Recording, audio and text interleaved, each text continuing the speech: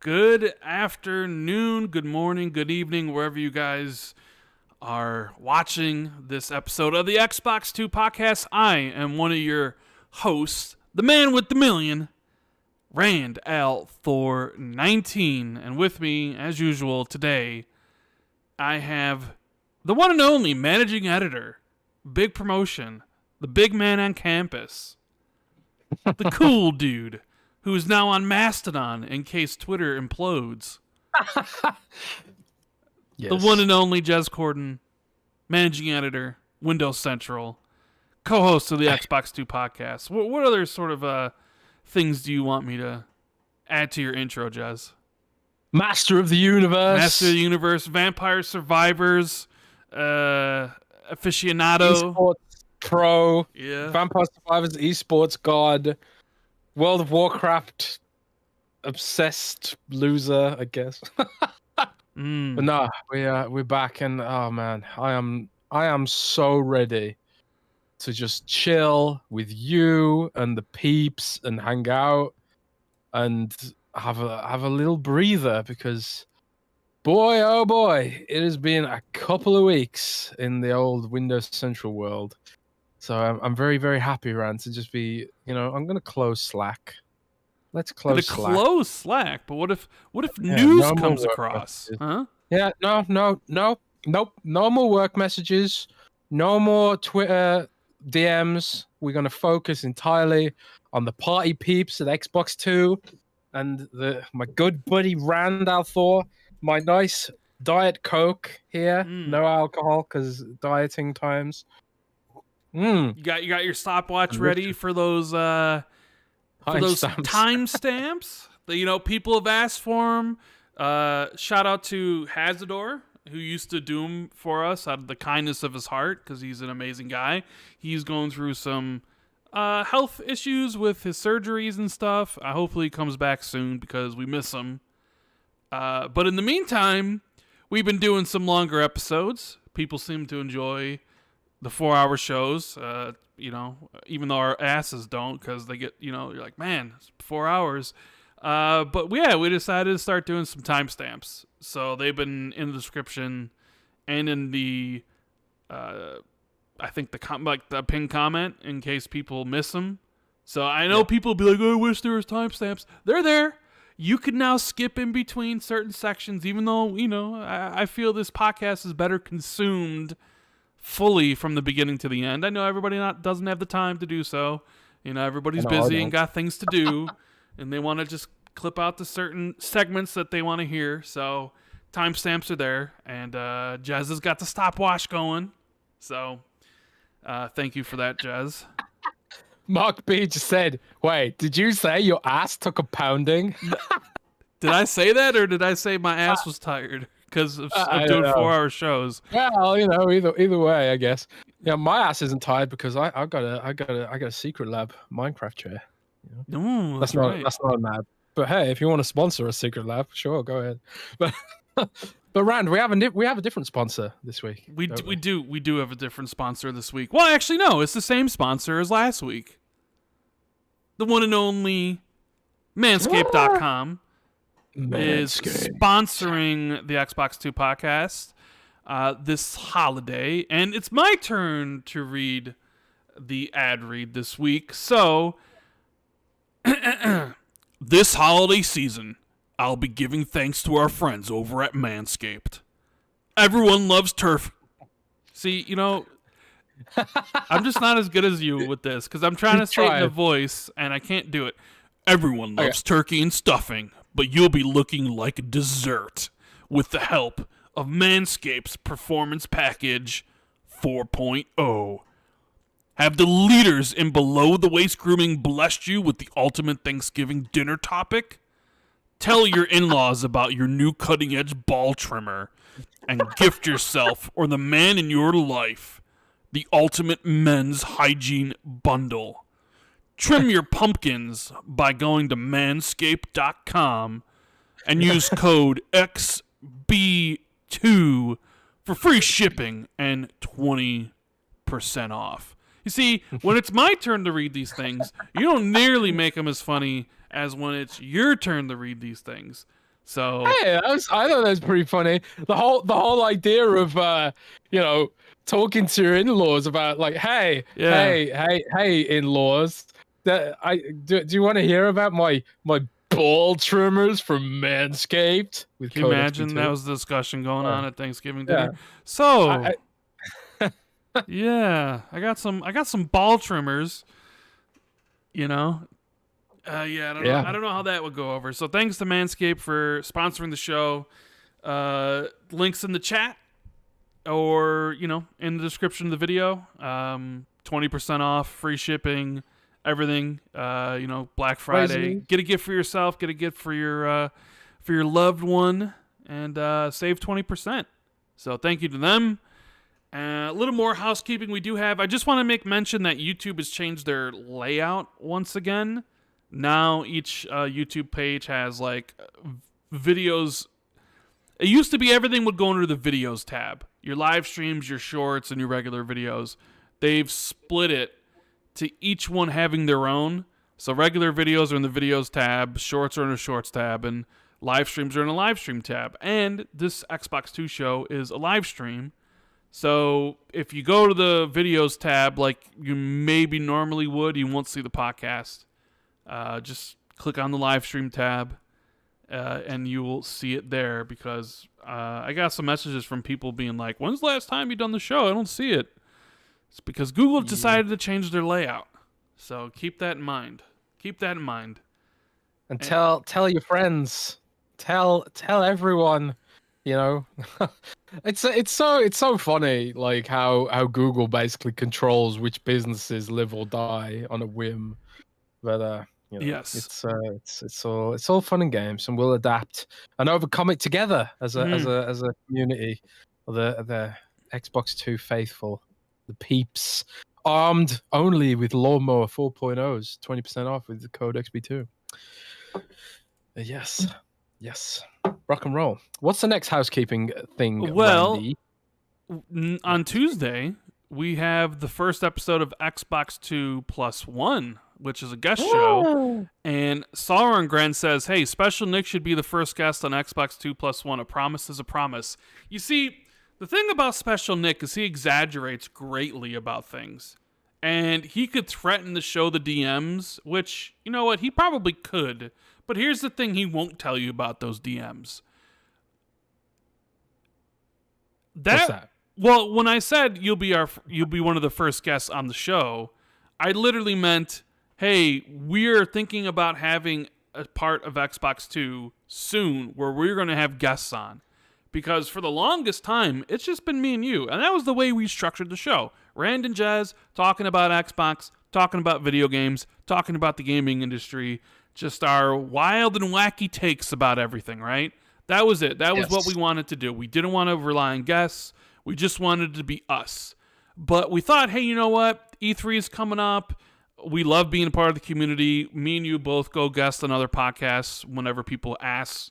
We're all around here. And we thought, hey, why don't we do an extra show leading up into E3 and have some guests on? And I told Special Nick, whenever we do that, you'll be one of the first ones we ask. And you know what? He was. That very first episode, we had Cognito on, we had Cold Eastwood on, we had Special Nick on, and we had Tim Dog on. So Nick can go around and say, hey, a promise is a promise. You promised me the first guest spot, and I'll show the DMs. You can show the DMs because the time will line up exactly what I'm saying. And you'll see when I said it, and then you'll see that Nick was one of the very first people to guest on the main show of Xbox 2. So a promise was kept, Sawyer and Grant. A promise was kept, Special Nick. Well, maybe we'll get Nick on. Maybe. But we do have the Xbox 2 Plus One coming on Tuesday, regular time as the Xbox 2 Ultimate Show, with Colt Eastwood as the first guest. That's who Jez wanted to talk to, because Jez doesn't get a podcast with him. And this is all thanks to our lovely friends who are the Patreon members over at patreon.com/XB2. And Jez, take it away. You got some shout outs and things to to read off here, right? Before we get started? Yeah, we do. First of all, Patreon producer Crazy Lou Gaming. Crazy Lou Gaming channel. Also the home of the Xbox International podcast, which goes live every Wednesday at 7 p.m. ET. Crazy Lou is and the Xbox International podcast welcomes every gamer, no matter your preferred platform or taste in gaming. They love gaming, so you're welcome to join the conversation with Crazy Lou, Silent Cypher, Sour Blow, and the newest team member, the Big Plume of the Plume Network. They have guests, they bring unique perspectives and various knowledge to the gaming industry. So, thanks to Crazy Lou Gaming for the Patreon producer spot, and you can check them out in the description. We've also got some Patreon shout outs from our higher tier patrons here, and those are Mythic Marty, Tyler, Gunstar75, Moronic Donkey 99, C Money, It's Firm 28, Macazilla, Stegsman, Randolph 419. Yes, thank you. Yeah. Silic, Eric Gregory, Elijah Vasquez, James Moore, Matt Salinas, Catriox, Ricky Felon, Bright Tundra 1, Jasper Shapp. Please don't forget Harambe Jez. I don't know who that is. Someone keeps changing their name every week. Please don't forget Harambe Jez. You know, everything's been worse since Harambe died. Have you noticed? I mean, everything. Yeah, it definitely has been worse. Yeah. The society started collapsing right after the whole Harambe thing. I don't know.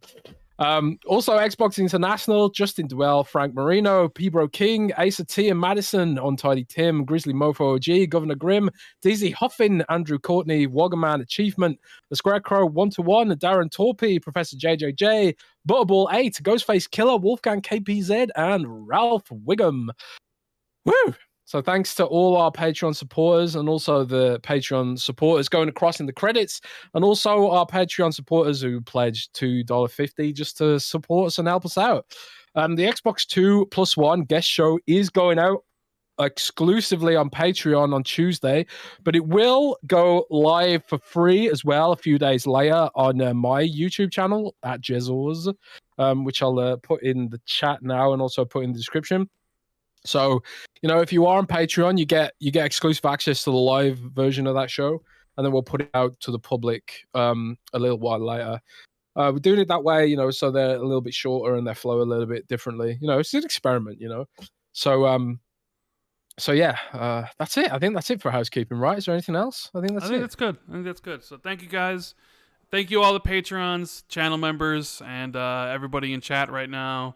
Whether you're lurking or saying hi to everybody, we appreciate all of you, even the ones listening to this later on Spotify and iTunes. Please do us a big favor. Make sure you hit the like button on the YouTube show. Subscribe if you're new. We're almost at 90,000. And if you're listening to this on iTunes or Spotify, make sure you rate the show 5 stars or 1 star, or write a review. It really does help out. And let's the algorithm for each one of these platforms shows it to more people essentially. So yes, we have a couple super chats here to get to discuss. Sith Lord says it's a bit cool in Chicago today. It's ice to see you guys. Yes, it is. It's starting to get quite cold, and not cold to Special Nick standards, but actually freezing cold. Like if Special Nick here was in Chicago right now, he'd probably be crying like a baby, considering how cold it actually is. What is the temperature right now here in Chicago? Let me bring this up because it was freezing cold. It is a high of a blistering 27 degrees today. Which what's that in real? What is that in? That's a good question. What is that? Oh my god, that's -3. -3 degrees? Is that what it is? Yeah. So like where I am right now, it's 50 Fahrenheit, about 10 Celsius. So it's weirdly warm in Germany for this time of year. So yeah, Chicago, you're really feeling it. It's below freezing, right? 27 degrees in Fahrenheit, which means in Celsius it's -2 degrees, and this is just a typical day. This isn't that bad. It's a little bit it's cold, but 30 degrees, 27 degrees is just what it is. I have a feeling though, if Nick was here, he would suddenly be bundled up, drinking a bunch of hot coffee or something. He wouldn't be stepping outside into actual cold weather because he doesn't know anything about that. Shout out to Nick, Special Nick over at Xbox Era though. Love him. Great guy. I wonder when he's gonna invite me back on Xbox there. Probably never again. He doesn't like me very much. Oh well. Let's see what we got here. We got one here from Leaky Hum. Josh Sawyer said he's open to Fallout, but also likes Pillars SRPG, which is like kind of like Final Fantasy Tactics and Bike Shop Sim. What gets made first between these three? Loving Pentiment. Well, is that a topic for this week? Talking about Josh Sawyer? Sort of. I mean, yeah. I mean, there was. Well, we were going to talk about Pentiment and Josh Sawyer, but I mean, you can just pick out which he says, which one of these three gets made first. A Pillars SRPG, a Bike Shop Sim, or a new Fallout. I know which one you would want, right? What's SRPG? I don't know what an SRPG is. I mean, he hasn't quotes like Final Fantasy Tactics, so I would assume it's like. Does he mean strategy role playing game? Strategy role play game set in the Pillars universe. Oh, okay. So tactical RPGs. Okay. Yeah, I would have called that tactical RPG. I don't know, but strategy RPG. I guess it means the same thing. But yeah, that's interesting. Either, to be honest. And I think it's kind of I mean, we'll talk about it in more depth in a little while, but I think it's kind of interesting that like we've got 2 interviews now where senior figures at Obsidian have talked about doing Fallout. We had Fergus talking about it in an interview with, was it VentureBeat? I can't remember exactly who he did the interview with, but the studio director of Obsidian talked about wanting to return to Fallout. Now you've got just Sawyer talking about wanting to return to Fallout. It's pretty much a foregone conclusion at this point, right? They've got to be making a Fallout at some point. I think that's got to be on the docket for Obsidian now. I would expect. But what would I prefer? Honestly, I'd be happy with either. I know you wouldn't be happy with this, but I'd be happy with either a turn-based tactics, Pillars of Eternity, or a Fallout game from Obsidian, to be honest. Because Pillars of Eternity is not turn-based, it's like real-time tactics. Like you can slow down time and pause it and stuff, but it's not exactly turn-based like Wasteland's turn-based. So I don't know. I think that'd be a better gameplay format for it potentially. But I hope we do get more Pillars of Eternity. I really do, and I hope we do get more Fallout. I'm happy with either at this point. Give me all of them. Give me all the games. I mean, a bike shop sim could be interesting because that's like nothing that's been done before. I can't think of a bike. Not that I'm saying that I would play it, but I'm thinking of like games that have been done before. Fallout's been done to death, right? Do we really need a Final Fantasy Tactics strategy RPG in the Pillars world? Probably not. Probably not. But a bike shop sim? I don't think I've ever seen that in a game before. Yeah, like, bike shop, motorcycle bike shop or something. Just something like that. I mean, granted, like PC simulator, like PC building simulator, but motorbikes. Yeah, something like that. Actually, yeah, I really like that idea, and it kind of feeds into what we're going to talk about later about Josh Sawyer saying that Xbox Game Pass is a great platform for niche kind of games, right? Yes. I really like the idea of a motorcycle shop simulator now. Now you've said that. But yeah, that's it certainly seems like Josh Sawyer's not short of ideas. The thing is, probably it's just like, how big of the team do you need to have? Because like they have 2 huge projects, and it's like, well, there's not that many people left at Obsidian to really make something on the scale. Like if you're gonna make a new Fallout, you would need a massive team, like the people who are working on Avowed or the people that are working on Outer Worlds 2. You really couldn't make a new Fallout game with the team that made Pentiment, which is like 12 people. So sort of they could bring like all those teams together, right? Yeah, but maybe. They're not going to do that. Yeah, maybe not. They're not going to do that. But anyways, Special Nick with the super chat saying it's too early and I'm tired. Remember, Rand sucks.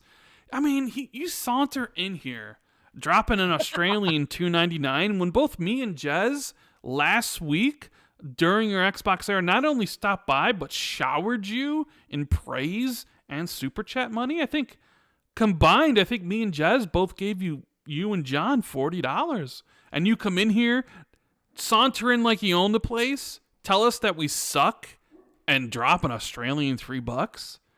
Somehow the math's not working out here, Nick. Please help me understand what's going on.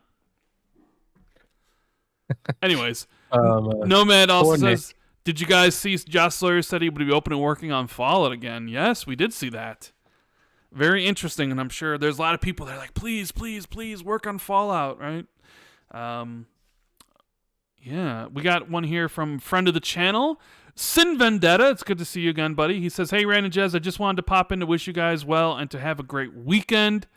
I still listen to the podcast every week, even though I've been MIA majority of the year. Xbox 2 equals best podcast. Well, that really does mean a lot to us. So the fact that people put us up there with all the other podcasts about Xbox and say we're one of the best truly means the world to us. I don't think we're the best. I think there's, an eclectic group of podcasters out there, but it does warm my heart when people say that their favorite is our show. I mean, what else can I say? Speak for yourself. I think I'm the best. I know you think you're the best. Shout out to Fun Speculation in chat. How you doing, buddy? I know you think you're the best because I have to listen to it constantly in the DMs every single day about how you're just hot shit, all over the place. Yeah. It's who made your new avatar, by the way? Guess. The one and only Labrie, Sean Labrie of Labrie. God, he's so good at that. What he does, isn't he? Is a Sean Labrie is a king of the Xbox graphic design community. Sean Labrie single-handedly powering every Xbox YouTuber with graphics design. Shout out to Sean Labrie. But I also want to drop a shout out to Sin Vendetta as well. Sin Vendetta is an awesome guy, and he's hasn't been around that much on social media as of late, but it's cool to see him dropping by. Sin was such a huge help to me when I was going through Dark Souls Remastered. Because I played through that last year on stream, and constantly in Sin Vendetta's DMs like, how the hell do I kill these skeletons?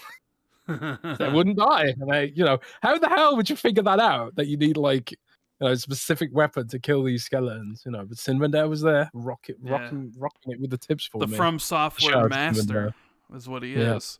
That's what he is. I didn't even notice this until now, but not only is the one and only Pong Soul here, but my buddy Fonz Gaming is here as well. Man, what's going on, Fonz? It's good to see you.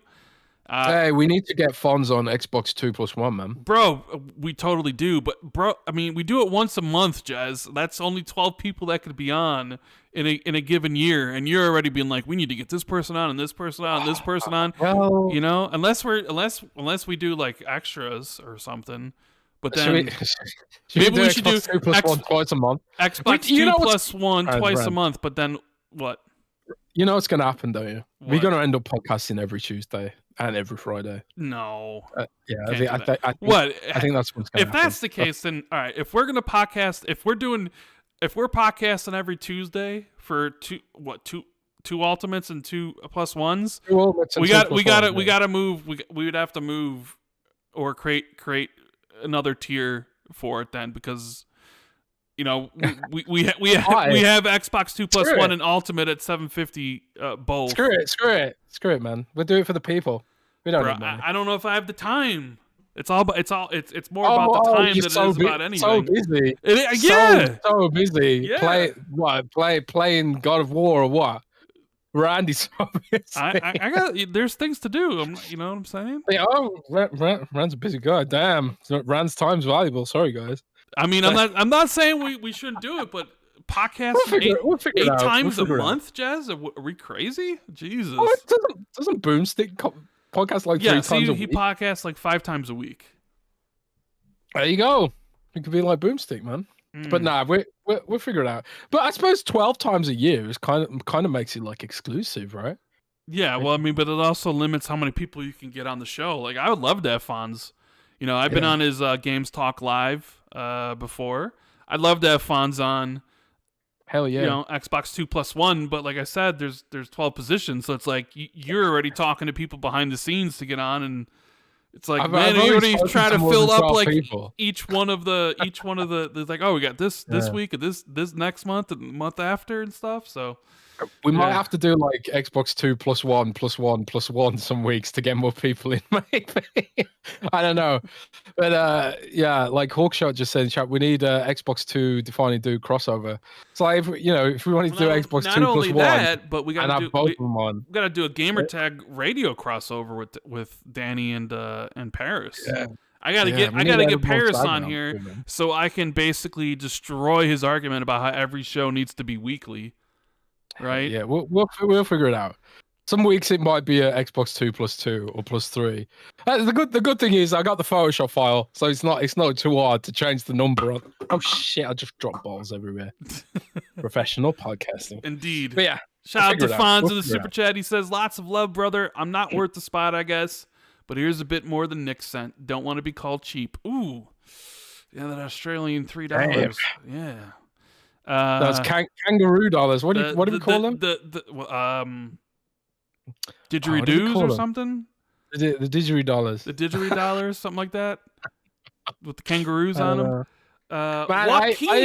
Joaquin Branch has a super chat, Jez. He says, "Hey, gents." Oh, you said it right. I did say it right. I had to think about it in my head about how I say Joaquin. He says, "You guys see Google paid Activision not to make a rival mobile store. No wonder they also now are against the deal." I did see that. See that. We are going to talk about that in a little while, but yeah, we'll get into that because Activision has categorically denied it. Their legal person tweeted out a statement saying this didn't happen, but I got thoughts. About that. I know you do. So stay tuned, baby. We're gonna get into that. Jonas Sadat says once a month through the X Club. Invite as many as you want. Interesting. The X Club, huh? X Club. The X Club. Just put up the X sign and just get as many people into a. You know, I wouldn't mind doing that in December. You know, just to get a regular Xbox 2 episode and just get a whole bunch of people in here and just talk about Xbox in 2022 and then talk about what we're expecting for them in 2023. That could be something fun because we are contractually obligated to do a show every single week, Jez. So, yes. And there's 5 episodes, 5 Fridays or 5 Saturdays in December. December is usually a slower month. So maybe we should think about having some people on the main show and get, like Fonz on here, Fun Speculation on here. Maybe even the one and only Pong Soul. Get some peeps on here and just have a good time in December or whatever. Just talking about expectations for 2023. Because, right, everybody's talking about how could be best year in Xbox history. Maybe if the games land. Expectations about, Activision Blizzard. Because, Jez, you told me earlier today that it looks like China's going to block the deal. Or not approve the deal, or whatever yes, whatever it is. Shout out to also Miles Dampier in chat, who, by the way, has started his own YouTube channel, putting his face in those thumbnails like a true YouTuber, but he needs a little bit more expressive emotions on his thumbnails, right? He's got to do more. Is that your feedback? Well, I mean, sure. Like Miles is kind of just giving you that Blue Steel look. He's like looking at the cameras, but it's like you got to be a little bit more. I don't do it myself, but you got to have like the 2 hands on. You got to do you got to do the Macaulay Culkin Home Alone thing, or you also got to have a bunch of red arrows on the thumbnail pointing at stuff, things like that. And not only is Miles here, but so is Xbox's own James Shields. So. Which rock and roll. By James the way, Shields. How's it going, buddy? I was playing with James last night in Warzone 2. Played a couple games with James, Maka, and Magic. My first game back into Warzone 2, baby. You know what happened? Got that dub. It was like I never left. Just got back into Warzone 2. Just Easy dub. But then the next two games after that weren't. We didn't win, but we won that first one though. So You and your battle royales. When are you going to play a real shooter like Overwatch? nobody cares about Overwatch anymore. Its time's gone. It's done and over with. Can't even play it What are you anymore in talking about? China. Wasn't it like 50 million, 20 million players Like in a week or 35 something? million. 35 million. Yeah, I can't remember. But to call it, Overwatch isn't dead. Overwatch is alive and well. It's just got the worst monetization in all of gaming, but it's still it's alive and well. It's funny because Overwatch's monetization makes Halo Infinites look actually attractive. I don't know. So tell me, Jez, what's going on with China and Xbox? So the deal's not going through there? What a shame. What a shame. Yeah, so China's competitions regulator has reportedly decided that they want to block the deal. But it's also kind of like, who gives a shit? Because Activision Blizzard just pulled out of China. So what exactly are they blocking here? China already limits Microsoft software in the country, and they already limit Activision Blizzard games in the country. They don't allow Activision Blizzard to operate in the country unless they license out their games to a Chinese company anyway, like NetEase or Tencent or something like that. So who gives a shit what China thinks? Not me, and certainly not Western countries, I would have thought.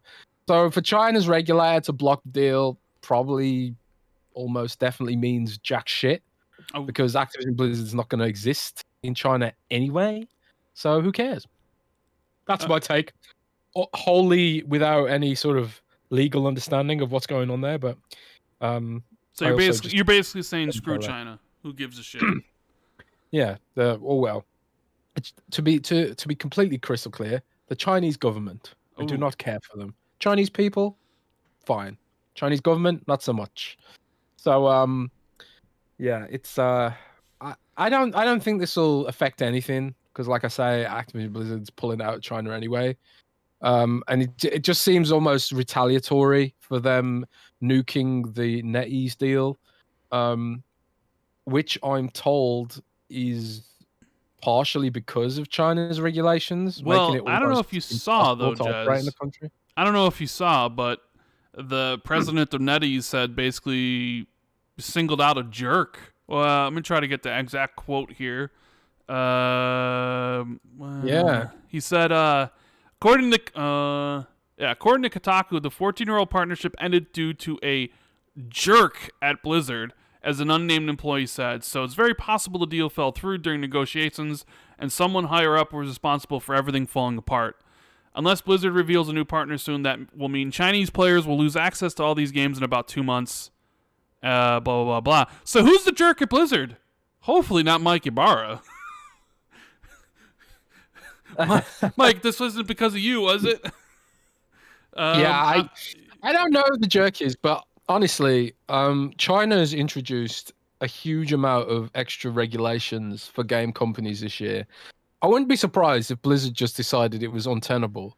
That the censorship they have to do, all the, we had all that stuff with, Blitzchung in the past, where, Blitzchung was a Heroes of the Storm player who tweeted out his support of Hong Kong.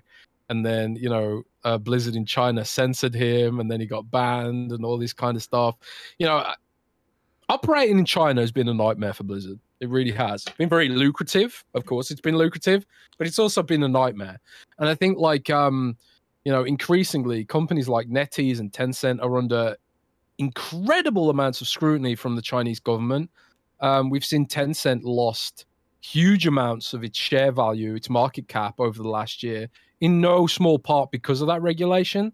All tech stocks have been hit, but Tencent has been disproportionately hit, and part of that is because of the new extra regulations that the Chinese government's bringing in.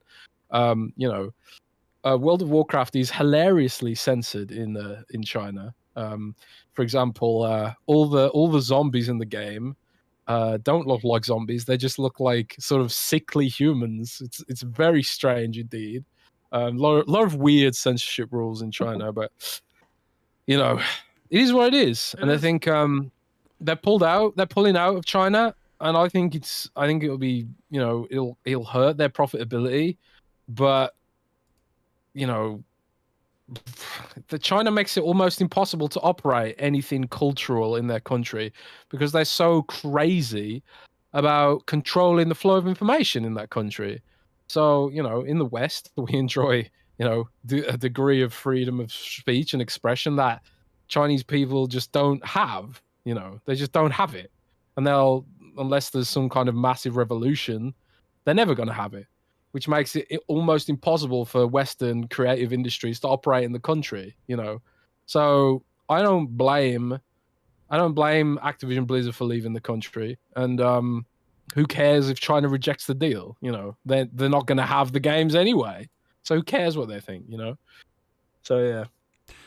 Bro, but I'm sure, Hogue Law will probably have some more in-depth information on that stuff. And I might reach out to some people to see how it could impact the deal, but I don't think it's going to have any impact because they don't operate in the country anymore. I just saw that the Justice Department opened up an antitrust investigation into Ticketmaster. Yeah, all because that's the thing. Don't mess with Taylor Swift's fans. Don't mess with the Swifties. And they mess with the Swifties, and now there's an antitrust investigation going into the parent company of Ticketmaster. Holy cow. This should have happened years ago. Holy shit. And it just happened now because they screwed up the Taylor Swift shit. Hilarious. This is one example of a genuine monopoly problem, a genuine monopoly, and the way Ticketmaster works is because Ticketmaster is the only major ticket sort of I don't know what you call it, ticket aggregator. There's a few competitors, but none of them are as big as Ticketmaster. And the way they do pricing is they've started doing this scaling pricing thing where it's we'll increase the prices of tickets in line with demand.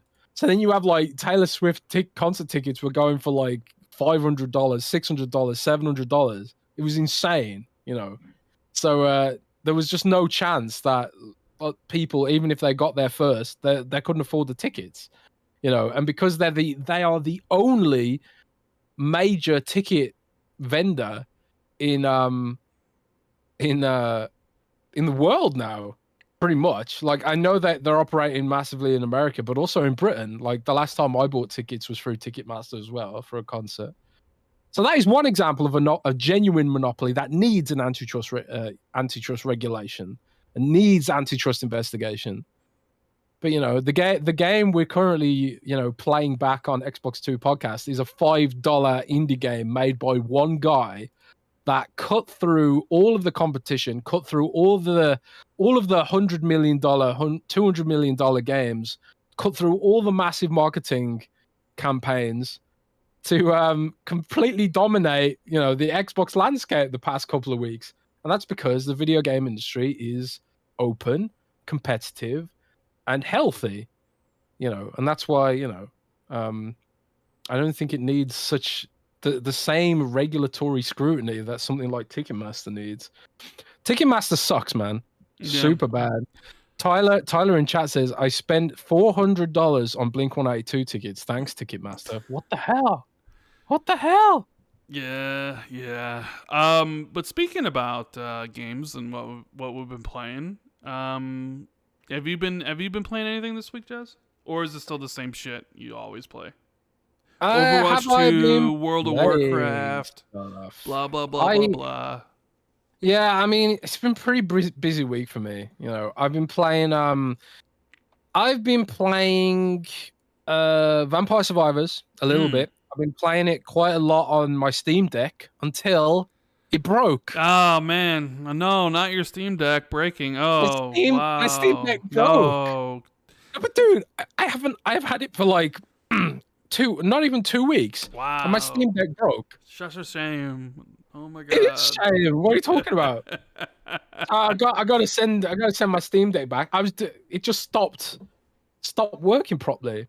So gotta send my Steam Deck back. Big sad. Aaron Johnson says, what's this got to do about gaming? Oh, the Ticketmaster thing was just an interesting thing because we were talking about monopolies, and the Activision deal not going through in China, and just kind of the regulatory pressure Xbox is under. And then I noticed and saw that the Taylor Swift thing and is now open. And I was like, hey, this is interesting.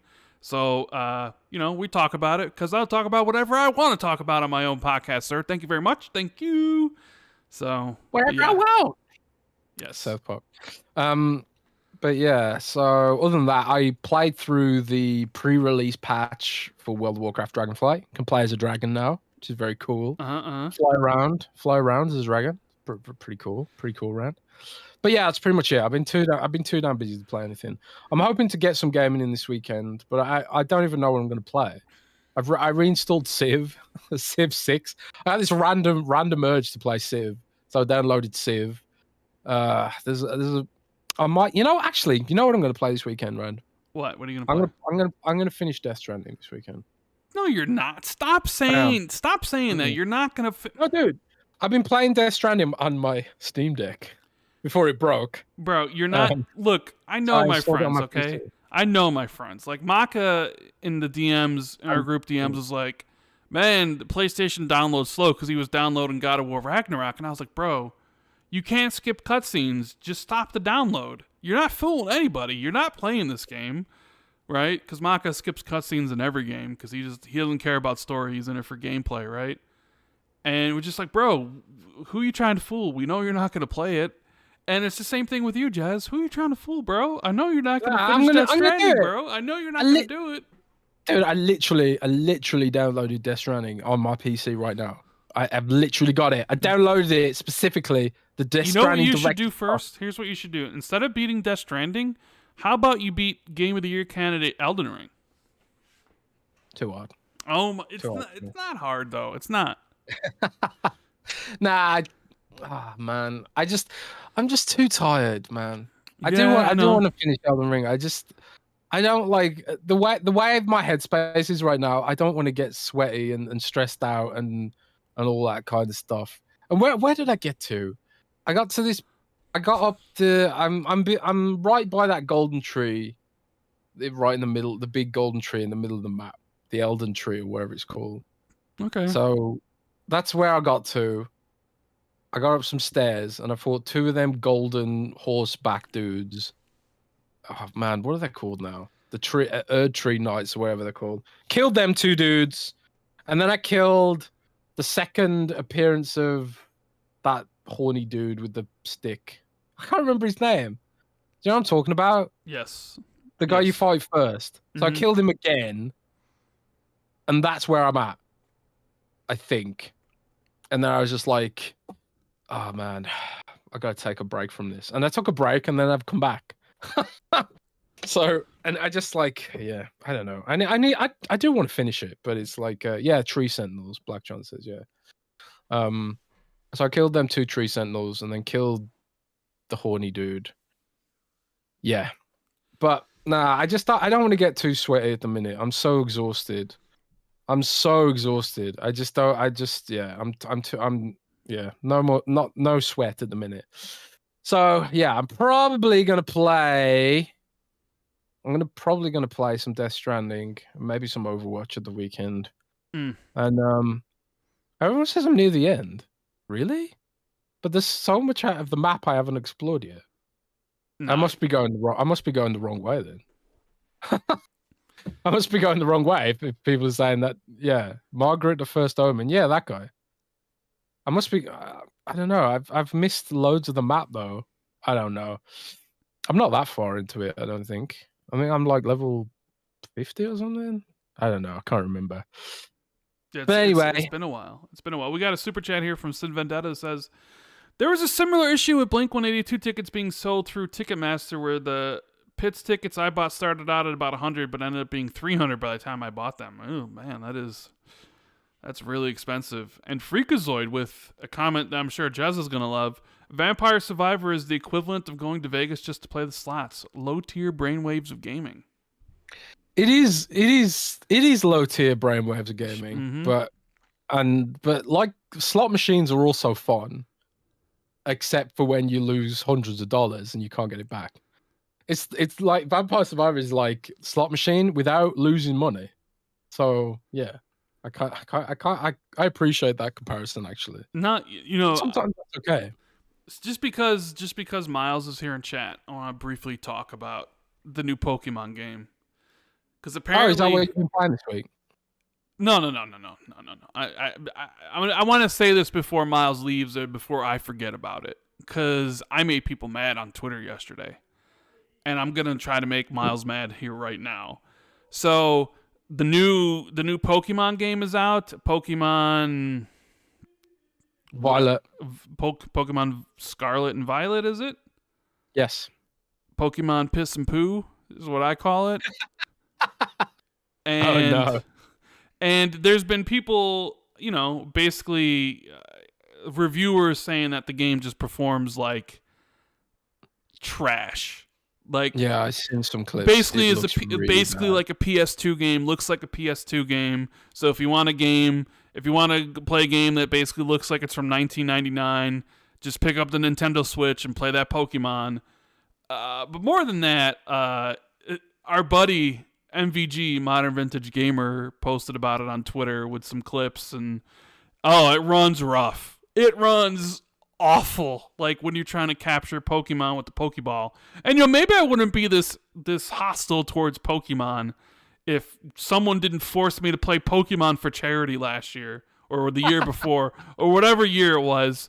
But now I just got, my heart just beats. Every beat's just hatred for Pokemon and the Pokemon franchise. Before, I could just ignore it. I could just live my life.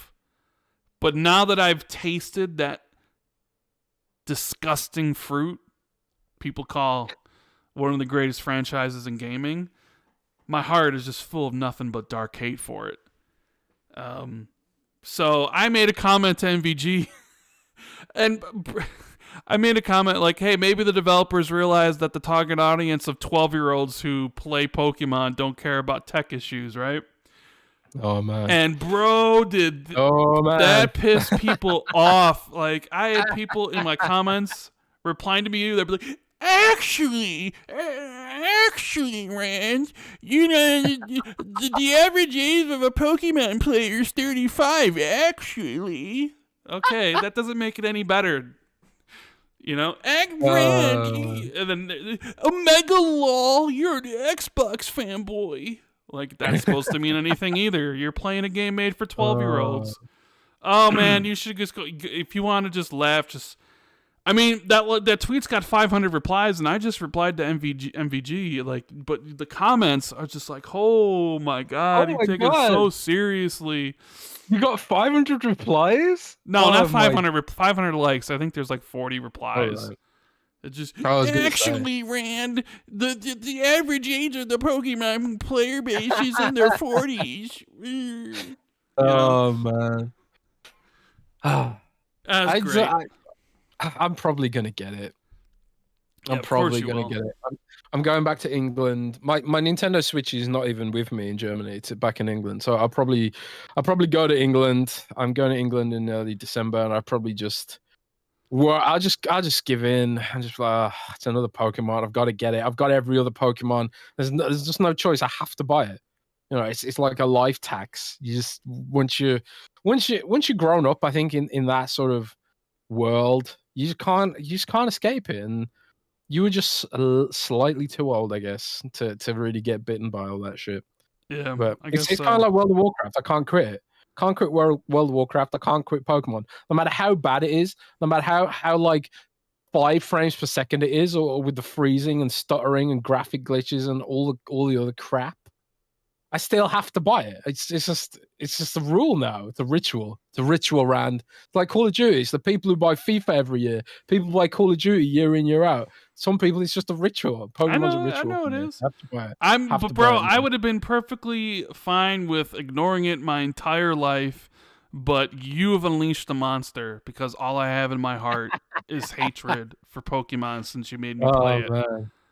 One of the worst games I've ever played. One of the worst games I've ever had.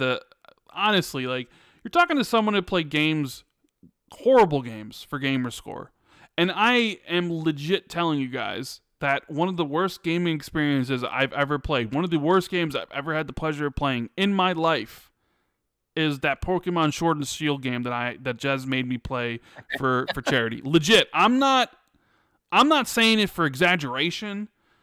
I'm not saying it to get a laugh. I legit mean that.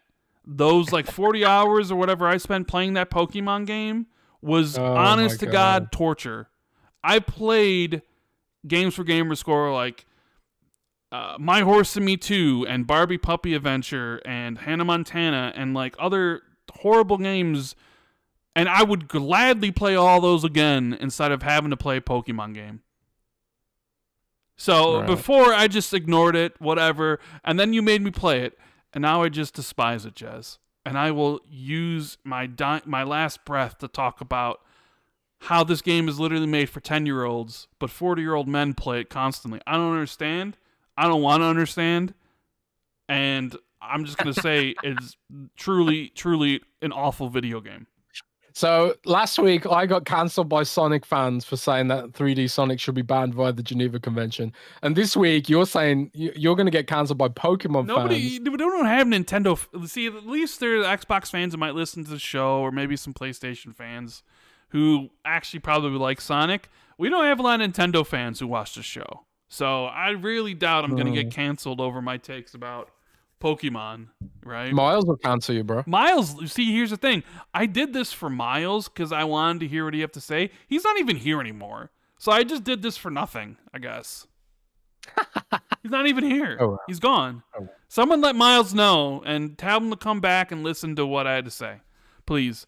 Shout out to Sin Vendetta in the Super Chat. He says, "It's okay, Jez. I made it to the Fire Giant, and I still need to beat the game for my first playthrough as well. You'll finish it eventually, like I will." Man, are you saying that I beat a From Software game before Sin Vendetta? Is this real life? This can't be real. But it's the thing. It's the thing. It's like, I know I'll finish Elden Ring someday. You know, I finished Dark Souls. Maybe. It took 10 years, but I finished Dark Souls. And oh man, should we get through some of these super chats because they're starting to pile up, bro. Flame, who's been a member for 18 months, says Pokemon is basically Nintendo's Call of Duty. The games never get better.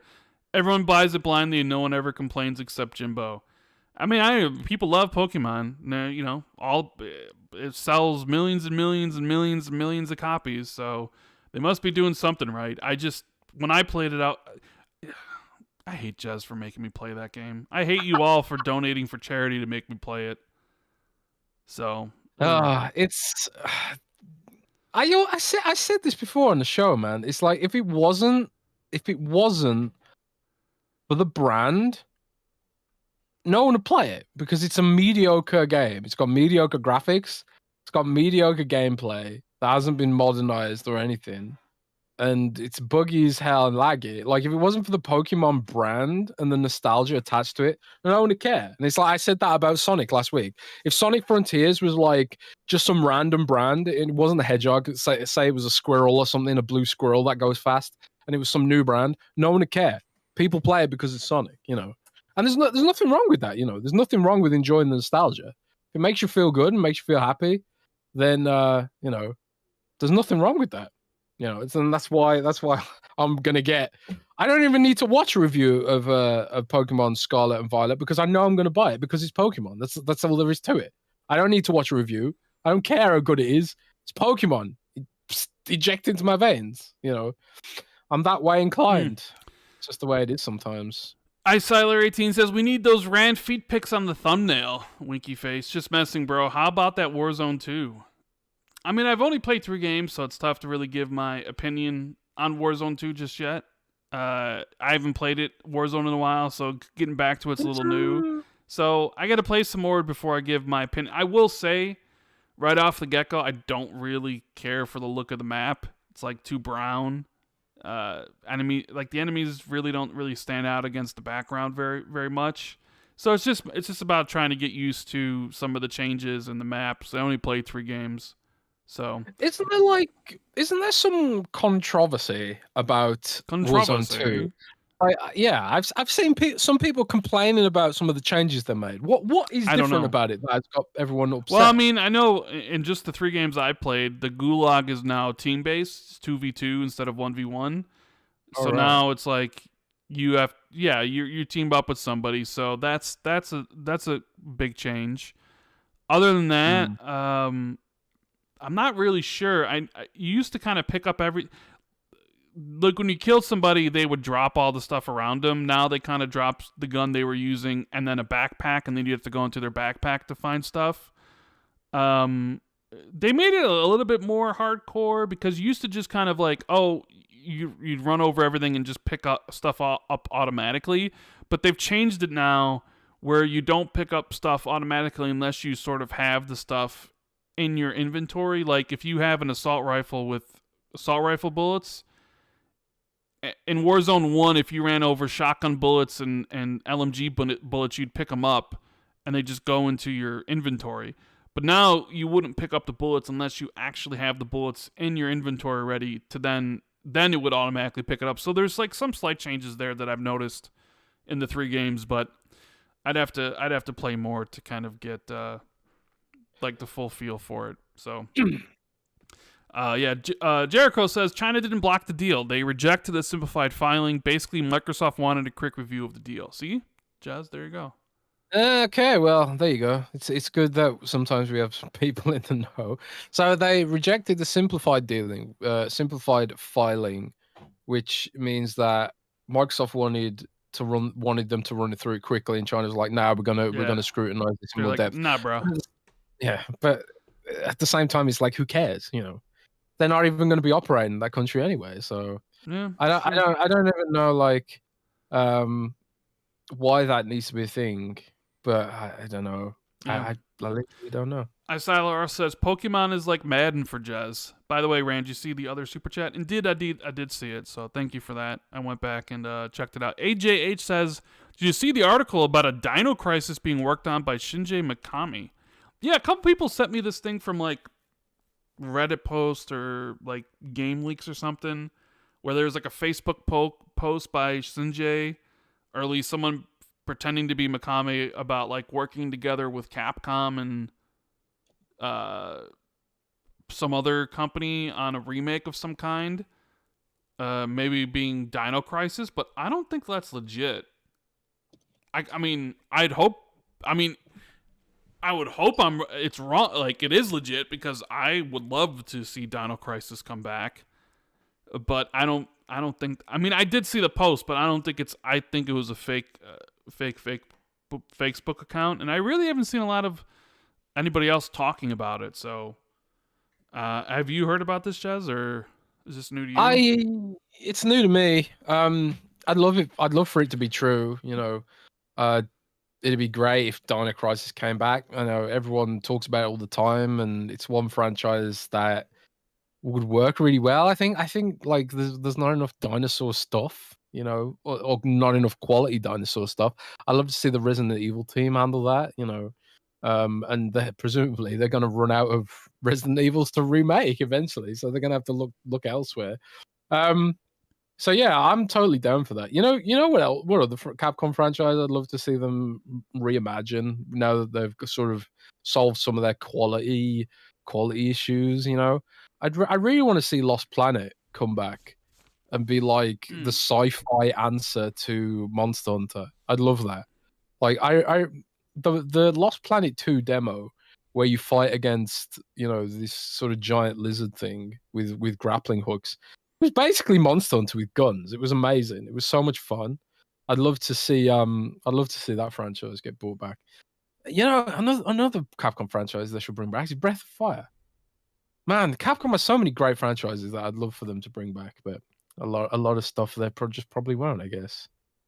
Oh well. God Sitman says, is someone at Xbox helping out with all the TV things? I hope not. They should just focus on games, right? I love the podcast, and I just recently bought a Series S for $225 on Amazon right now.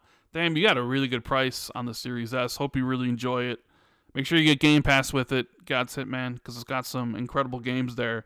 As far as the TV things, I would imagine, I don't think it'd be anybody at Xbox, maybe people at the studios. Like, there's probably someone at the Coalition who they talk to, Netflix talks to, because they're working in partnership. So there's probably someone at the coalition who's working with them on, ideas for the gear stuff, just like 343 had some people who were working on the TV show and stuff like that.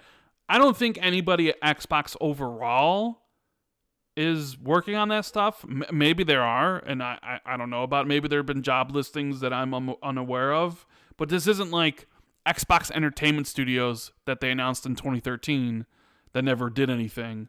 It seems like this is more like individual studio level. It's probably somebody at Obsidian that is going back and forth about like the grounded animated show, rather than like an overall like a team at Xbox working on it. I mean, I could be wrong, and maybe I am. But do you have any insight on this, Jez, about the TV stuff and Xbox? No, I'm sure there is a team at Xbox that is sort of like at least in some capacity responsible for it. If it's not like going to be as pervasive as the old Xbox Entertainment Studios thing they were doing. I could look into that and find out a little bit more about how that's structured. Might just ask PR. PR might be able to give us some information about that. I will, put a pin in that. I'll look into it. Yeah, look into that. John G has been a member for 21 months. Says, I am a huge Pokemon fan. I like it better than God of War. I like having fun instead of watching movies. Ouch. Ooh, Jez said the same thing to me. He's like, you playing God of War, you watching a movie, Rand. And I'm like, come on, Jez. Why is it always like an insult to a game when it's like, you watching a movie? Yeah, I mean, God of War's got a lot of cutscenes, so what? Who cares? It's also got a lot of gameplay, too. One of my favorite games is Metal Gear Solid 4, and it is through and through a movie. Like, a lot of cutscenes. I remember playing like Xenosaga on the PS2, I think it was. And it had like an hour and a half cutscene or something. It's just, I mean, that's too long. Or wasn't there, I forget, like Kojima had a thing where it was like one of the cutscenes in the games was like really long or something like that. In Metal Gear Solid 4, I think the final cutscene is like 50 minutes long or something. I remember as a little kid. And I suppose I wouldn't have been a little kid. I would have been a teenager about that point or something. I played through Metal Gear Solid 4, and then like you get. I'm not going to spoil it. Well, it's like what 20-year-old spoiler at this point, but like you get to the end, and it's like it's just cutscene after cutscene after cutscene, and it fades to black, and you think, oh god, it's finally over, and then a new cutscene starts going.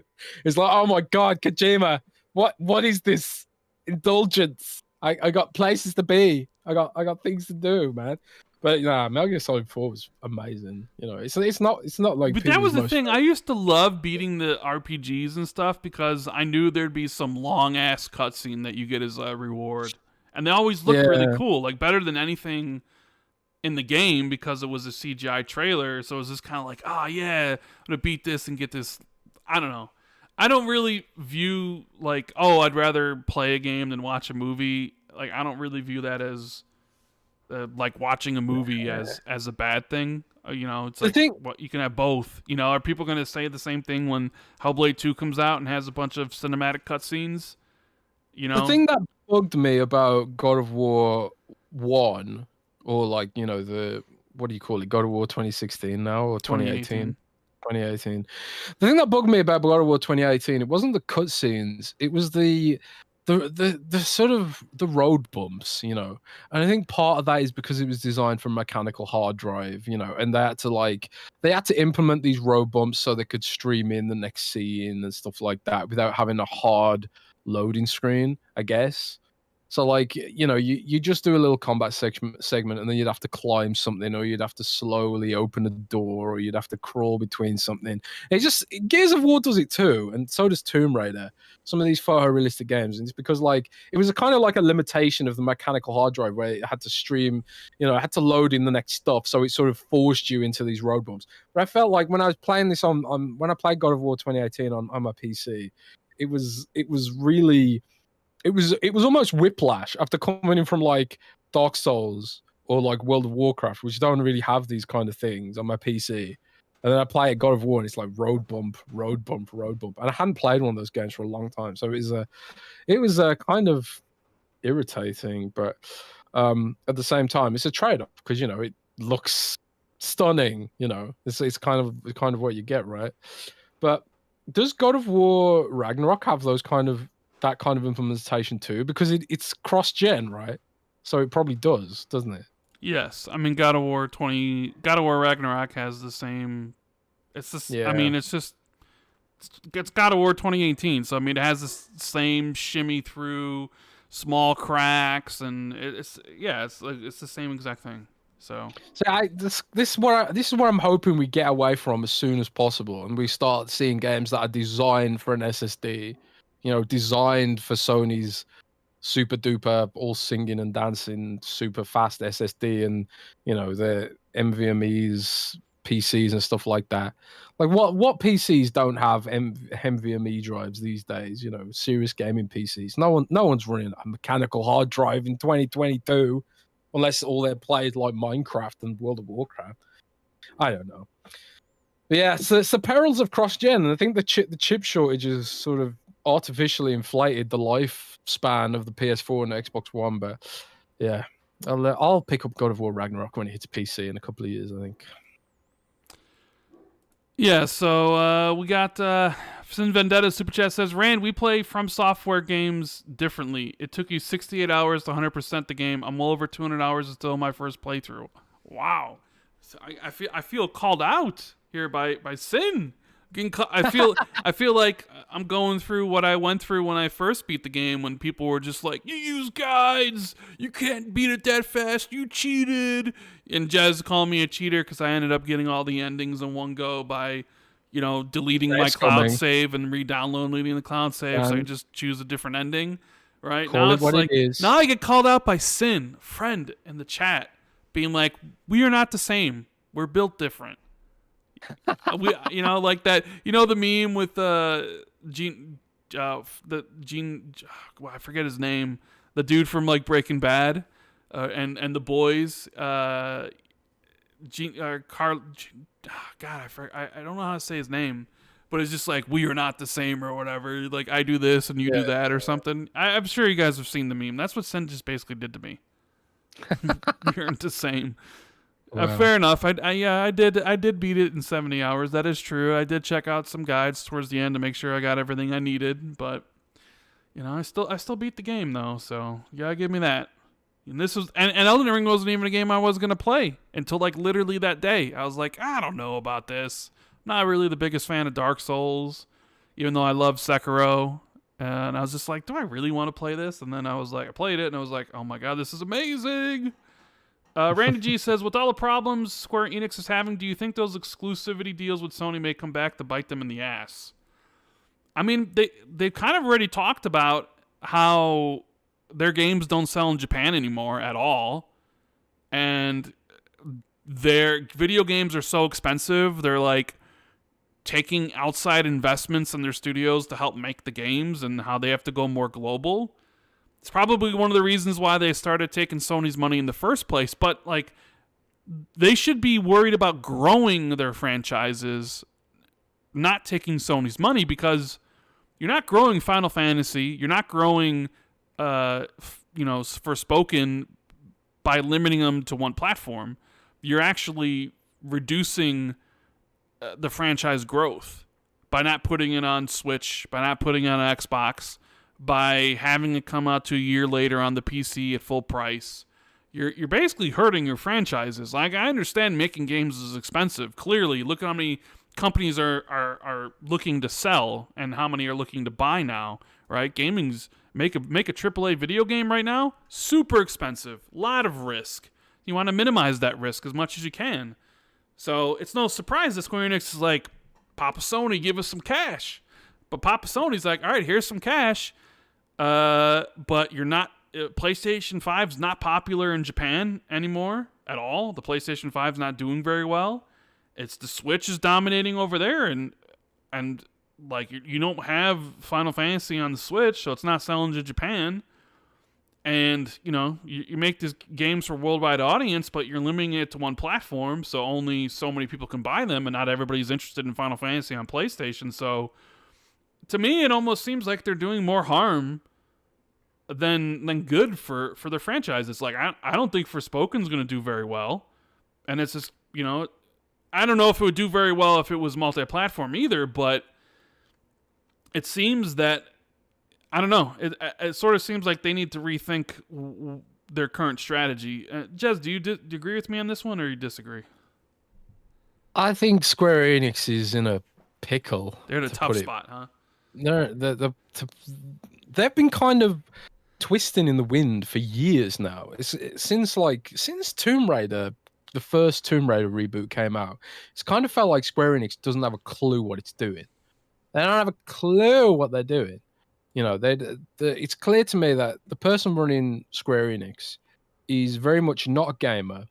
He's very much not in tune with industry trends. He's very much not in tune with what his fans want. And he's getting sucked in by these buzzwords like Web3 and NFTs and blockchain, and where's the gaming? Where's the gaming in this equation? So all they're sort of doing is they're leaning so heavily on Sony, in part, I think, because they want Sony to basically tell them what to do, without fully going in and selling. I honestly just don't get why Sony just doesn't raise the funds to buy them at this point. I think it would be better for Square Enix if Sony owned them, because Sony gets games, they get the kind of games Square Enix are good at making, and they can elevate what's left of the company. I would love to see Square Enix purchased by Sony. Like, I really would.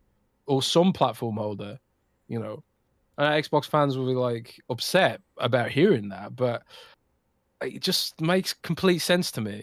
I don't think Square Enix is long for this world if it doesn't go to a platform holder, Xbox or PlayStation or someone who can actually bring the gaming back to their business model. Because right now it just feels like they're relying heavily on Final Fantasy 14 to do the heavy lifting. And stuff like Forspoken, I agree with you. It's not going to do that well. I don't even know what it is. It's the kind of game that Sony might be able to market well, but Square Enix ain't going to market that game well. But they've had some success stories recently, like Tactics Ogre's doing really well on Steam. I don't know if you saw that. Obviously, a huge amount of fans there. Well, that's just the thing. I feel like games like Tactics Ogre are doing well, not because Square Enix made a good decision, but because they just fluked into it. I feel like Square Enix just fluked into Tactics Ogre doing well. I don't think Square Enix had a good strategy and oh yeah, let's reimagine some of our classic games, and do all this stuff, because they've been doing such a half-hearted effort in some of their other games, some of the Final Fantasy remasters have just been awful. Like the Final Fantasy 6 port, the PC port, Final Fantasy 6 is like the Android version, which is horrible. And it's just like they've done such a bad job with what is a classic game when they did some of these ports. So Square Enix is kind of like existing in spite of itself right now, and I think it would be great if a platform holder could get hold of them and just sort of shake the accountants out of the company who are running it right now and actually make it, unleash the full potential that Square Enix has, because I feel like Square Enix is just this bundle of unrealized potential right now. But yeah, kind of is what it is, I guess. Yeah. Carlos says, Jez, any certain Affinity update on Halo Battle Royale? I don't have any updates on that, I'm afraid. We're just kind of waiting for the next wave of data mining or something like that. I hope they just announce it soon, but I suspect that they're gonna wait till they've got a compelling vertical slice and then announce it with some fanfare, because obviously that's going to be a major feature for Halo that quarter. Hopefully bring lots of people back to the game, maybe some influencers, if you can get someone like Dr. Disrespect, for example, playing the Halo Battle Royale, that'll be like a shot in the arm for the game. Although, that being said, have you been checking out some of the Forge creations at all? People have done absolutely insane shit with Halo Infinite Forge. I saw a game mode that was just like Halo Smash Brothers, for example. I saw one that was like Halo Mario Kart, essentially. Yeah, on Rainbow Road or whatever. Yeah, it's wild. It's wild what people are doing with Forge. But I think Forge is a great step in one direction, but then I think like it'll be a 1-2 punch when they get the battle royale up as well, because they'll bring in some of that audience, and you know, I think Halo Infinite will eventually, you know, it's had this sort of year of pain, hasn't it? Really, but I think they'll turn a corner, and we'll see Halo Infinite, you know, a sort of Halo I did Infinite see Halo revival. jump up higher than it has been in a while on the Xbox's most played game chart list. It's like a number 13 now, and most of the time it was hanging around in the 20s.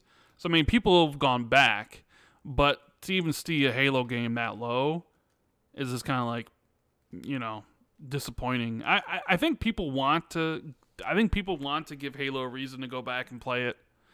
And, you know, this update was, you know, one of them, adding the co-op features back to the game.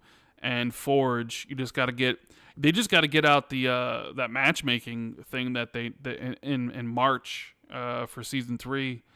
And maybe, you know, if you start getting the steady flow of content in Halo Infinite, maybe you know, it stays at a decent, you know, 15th. Maybe it climbs up into the top 10.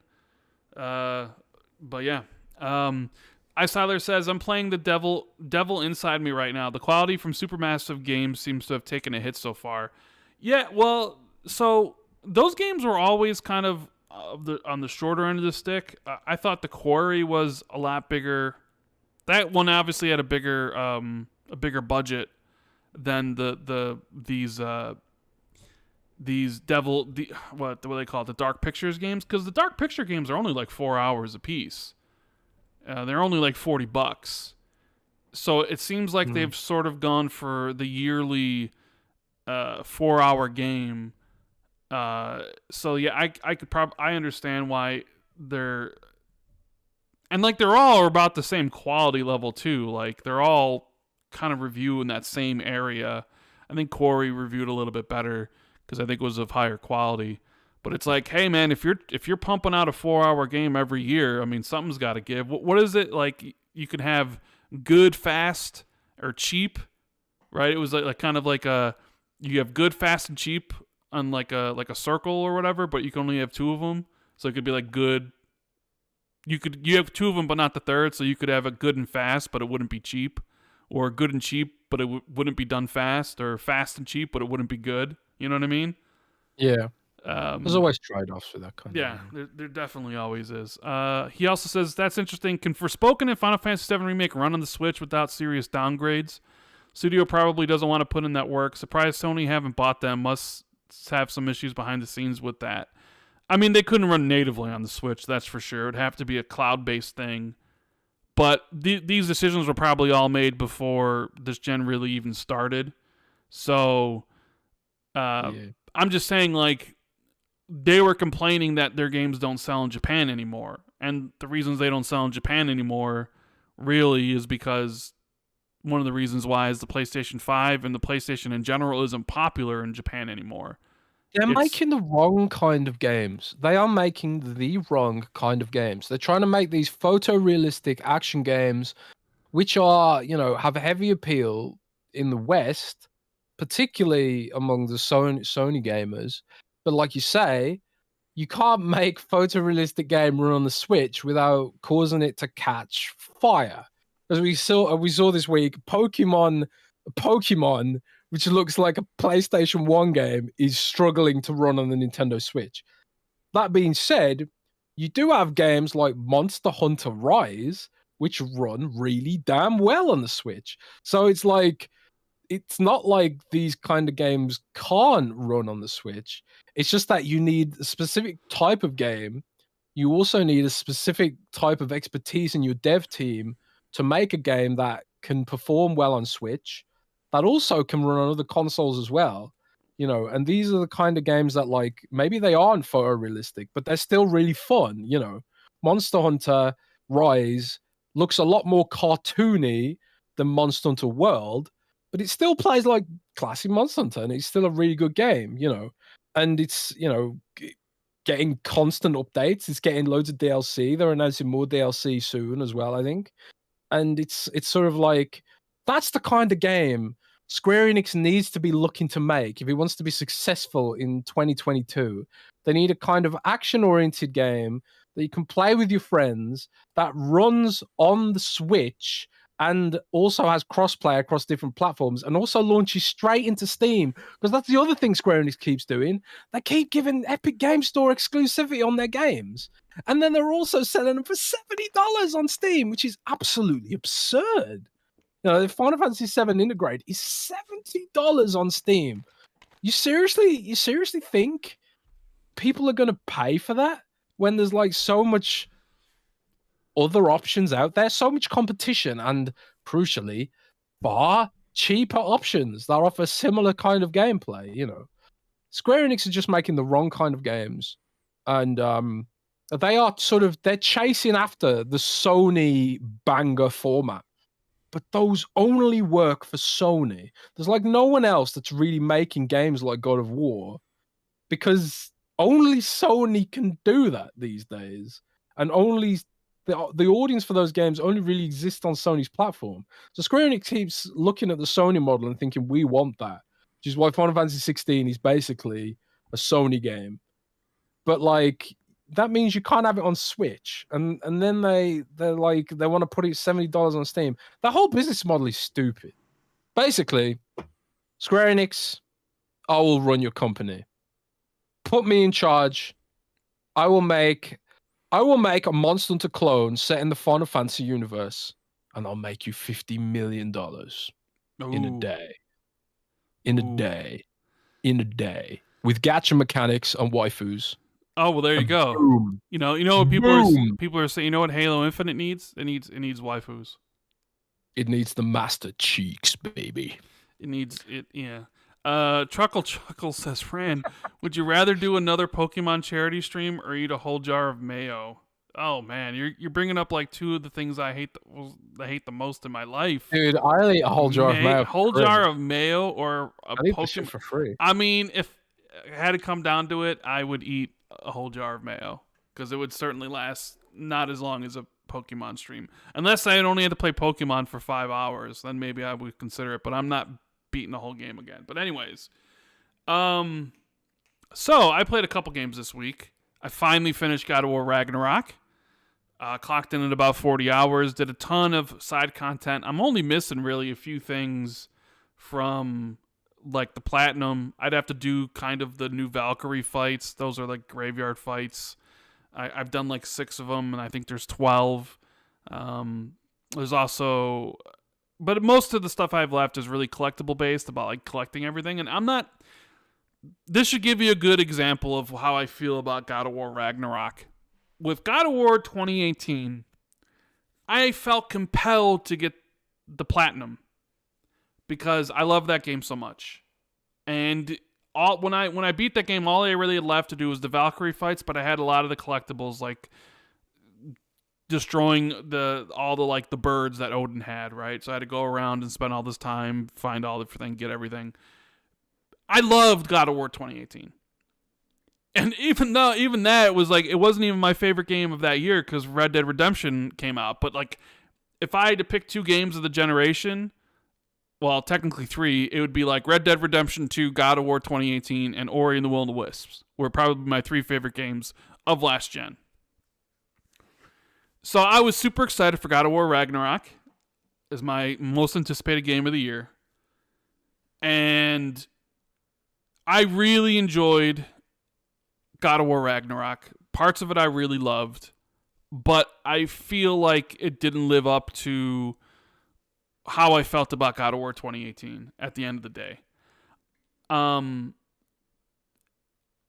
Like God of War 2018, I gave a 10 out of 10. I thought it was a masterpiece on every level. Not saying a 10 out of 10 for me is a perfect game, because there is no such thing as a perfect game. I also find people that don't... True. What? That's not true. There's no such thing as a perfect game, right? World of Warcraft. No, it's not. What?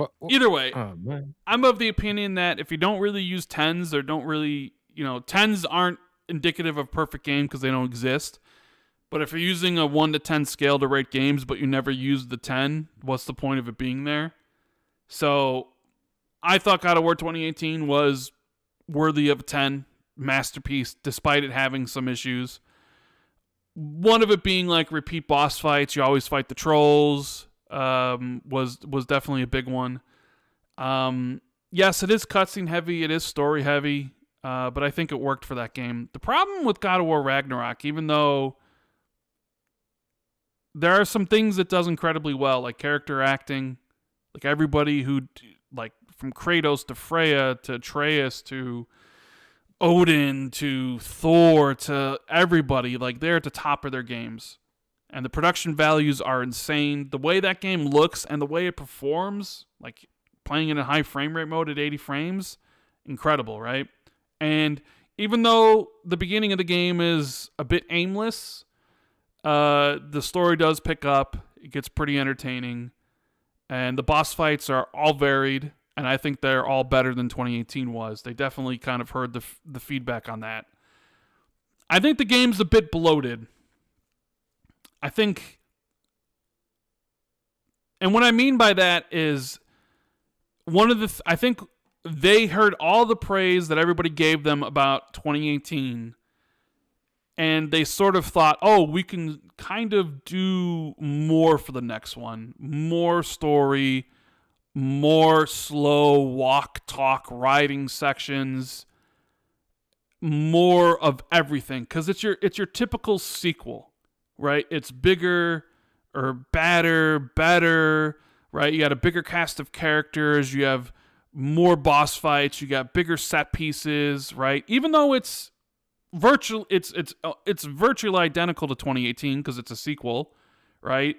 This isn't like God of War 3 to God of War, 2018 where they completely revamped everything. It's the same format, it's the same everything. So if you didn't like 2018, you're not going to like Ragnarok. I feel like they indulged themselves. Like everybody was in a rush to tell them how great their game was last time. And the only complaints people had was regarding, like, hey, man, you really only fight, like, the trolls, and the trolls are just different colors, which they fixed in this game, right? But the problem is they didn't really kind of take any feedback on the pacing of some of the missions, because there are so many times in this game where you are just sitting there, holding the left stick forward, walking slowly while some dialogue plays out. And normally... I'm perfectly okay with that. Most of the time, I like stories in my games. I like reading books. I like watching movies. It's like, hey, if you can give me great gameplay combined with a great story, I'm in love, right? So, Dark Time says, Hellblade is coming. Careful what you say there. That's literally a walking simulator. Yes, and you're talking to somebody who's played Hellblade twice. But I don't think Hellblade's also going to be 40 hours long. So I'm sure there will be segments of Hellblade where there is some walkie-talkie stuff. It just depends on how much it's used. Like I said, there are sections in this game that just drag on way too long. Way too long with too much of just slow, doing nothing nonsense that should have been cut for time. Because it completely screws up the pacing of the game. Like, you get into this thing, and you watch a cutscene, but then you also do some of the stuff where you're just listening to someone talk. It sort of ruins segments, and I found myself, like, just sort of, like, at certain points, like, looking at my phone, which is something I didn't do in the last one. So, even though this game's got amazing visuals and incredible boss fights, the writing is impeccable, the acting of the characters is top notch as you can get in the video game industry. It's just those walk and talk sections go on for too long.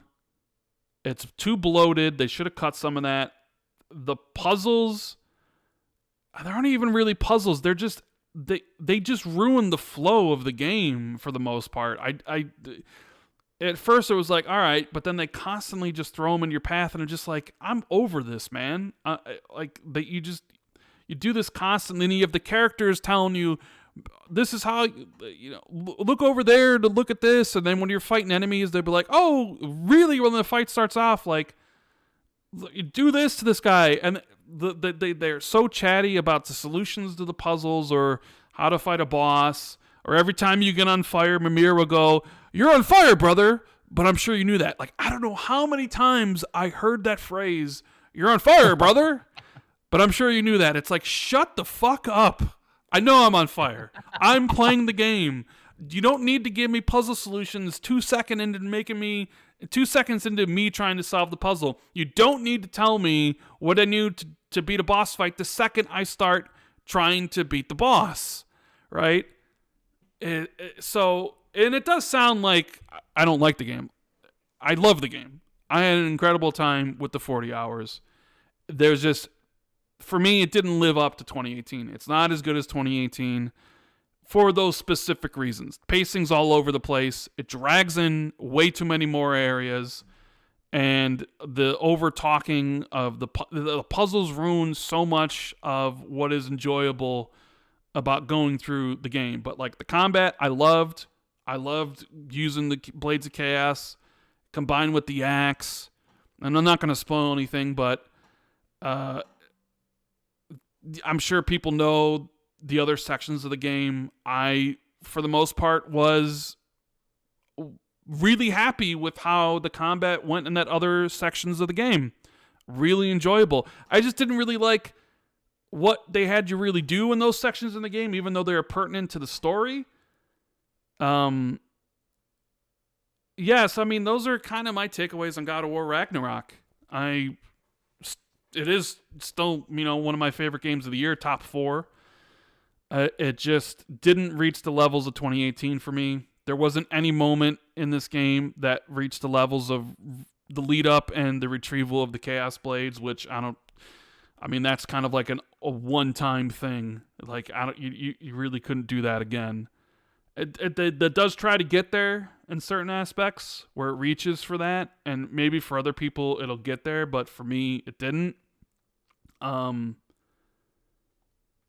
yeah, I mean, and even with all that said, I almost kind of want to give it a 10, but I'm not going to, because I think the game's too bloated and there's too many pacing problems. So I'd probably give it a 9, maybe a 9.5 if I'm being generous. And like I mentioned, I felt compelled to get the platinum with God of War 2018 because of how much I loved it. And with this one, I really just don't want to go back, because I don't want to have to just go through all the areas I went through to find all the collectibles I missed. I'm not that compelled to get the platinum for this game like I was with the first game, which isn't to say that's a bad thing for whatever reason.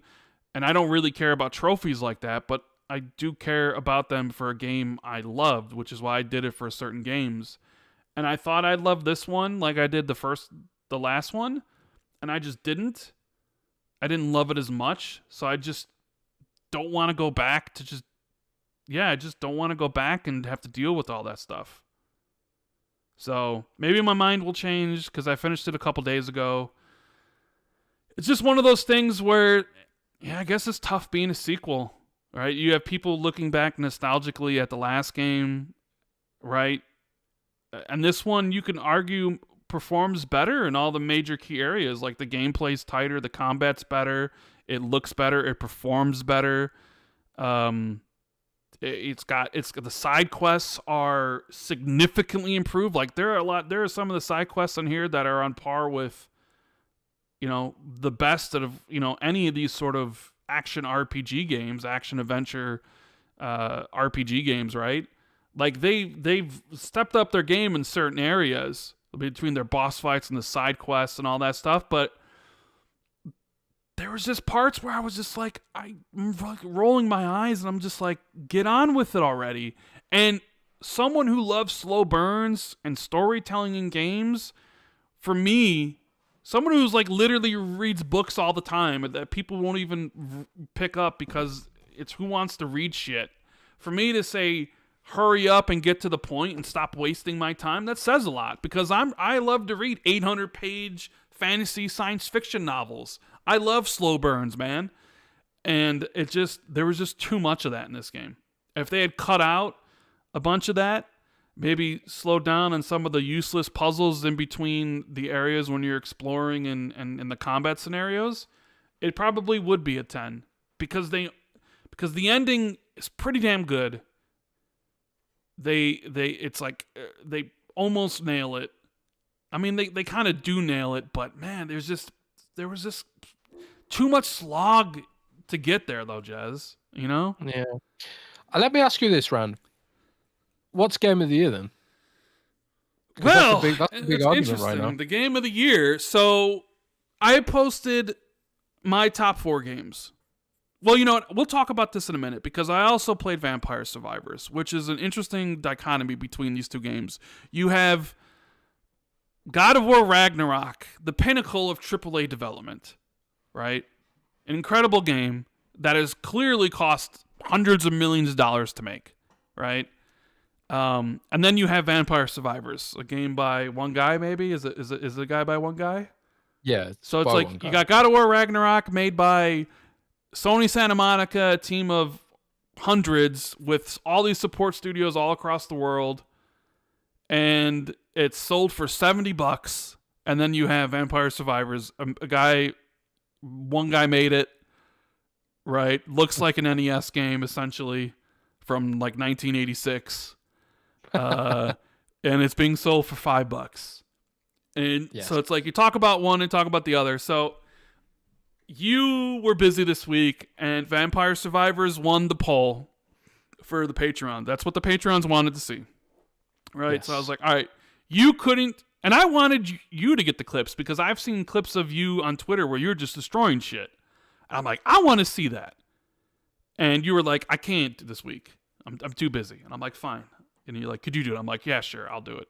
So I started playing Vampire Survivors last night. And it's this game where you load it up, you pick a character has a weapon, and your weapons just auto-fire, right? I'm sure you guys are watching the gameplay.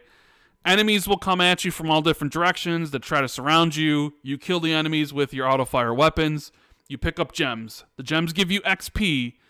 When you reach enough XP, you level up, and then you can kind of pick more weapons or improve those weapons. Like if you have a knife, now you have 2 knives, so the 2 projectiles.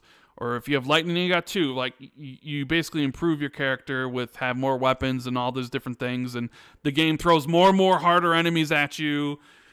So, and then, you know, the whole point is to try to survive as long as possible by upgrading your character as much as possible.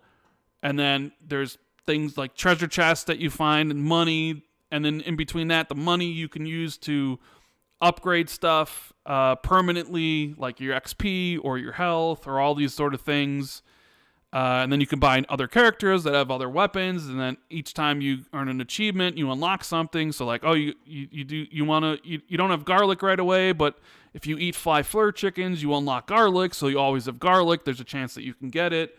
Like that sort of like roguelike stuff where like each run's different because you get different unlocks and you're constantly unlocking stuff. And I'm playing this, and I'm like, everybody's talking about this on Twitter, and I don't understand it. I was just kind of like, what do people see in this game?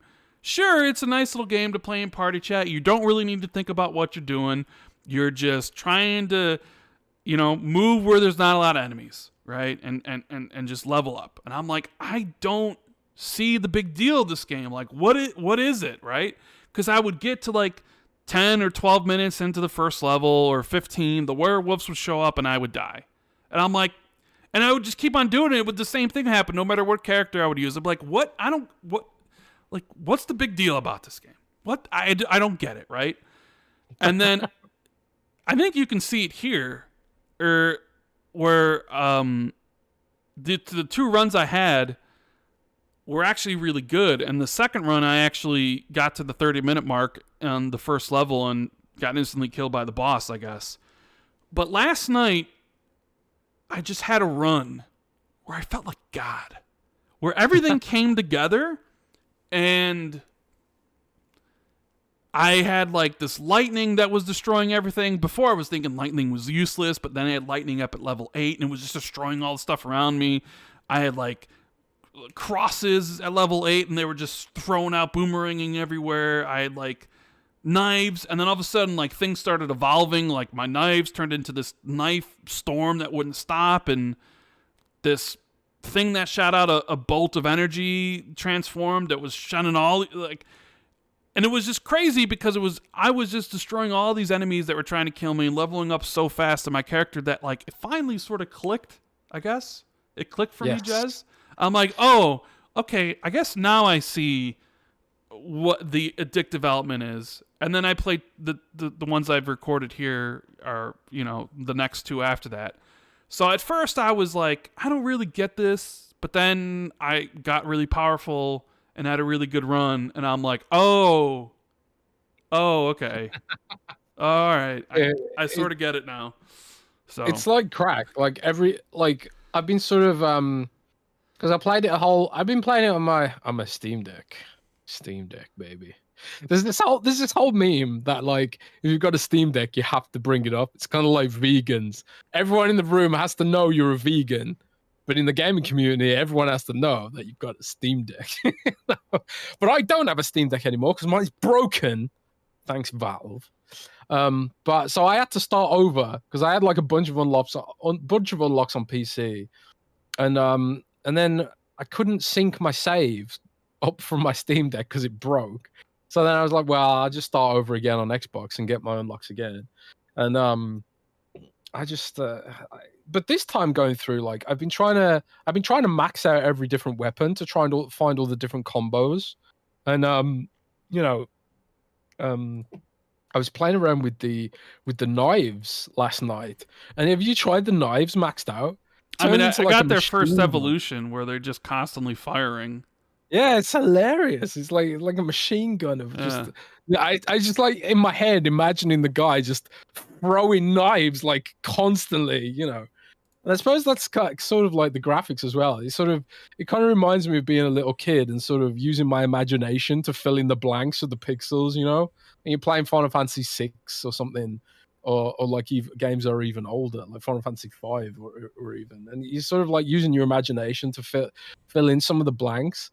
It's the perfect combination of, low cognition required, so it's kind of relaxing, but at the same time it's very satisfying, and at the same time it's nostalgic because of the retro graphics. So I think it's just like a perfect sort of little game to piss around on every if you got 15 or 30 minutes, because like a run typically lasts up to 30 minutes, right? So I love it, and I feel like there's like a huge amount of room for extra levels, extra power ups, and there's all kinds of crap they could potentially do with it.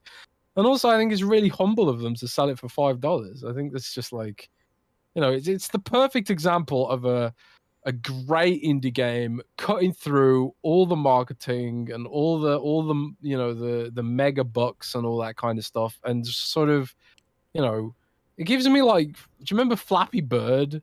Do you remember that year Flappy Bird blew up out of nowhere? Yeah. Incredibly simple game, similarly nostalgic graphics, addictive, kind of challenging, but also satisfying when you pulled it off. And like Flappy Bird just blew up that one year. It kind of reminds me of that, but it's even better than that. Obviously, it's got like way more features, and there's also that sort of Castlevania nostalgia. Like playing it kind of made me like want to, fire up, one of the classic Castlevania games, because they ported a bunch of those to Xbox recently as well. And also there's some on backwards compatibility too. Yeah, it's a great little game. Great little game. I love it. Yeah, I was all ready to get on here and being like, you guys are just trolling with this love of Vampire Survivors. I don't get it. What's the big deal? And then I got that run where it was like, I made like $4,000. I got a bunch of evolutions. Yeah.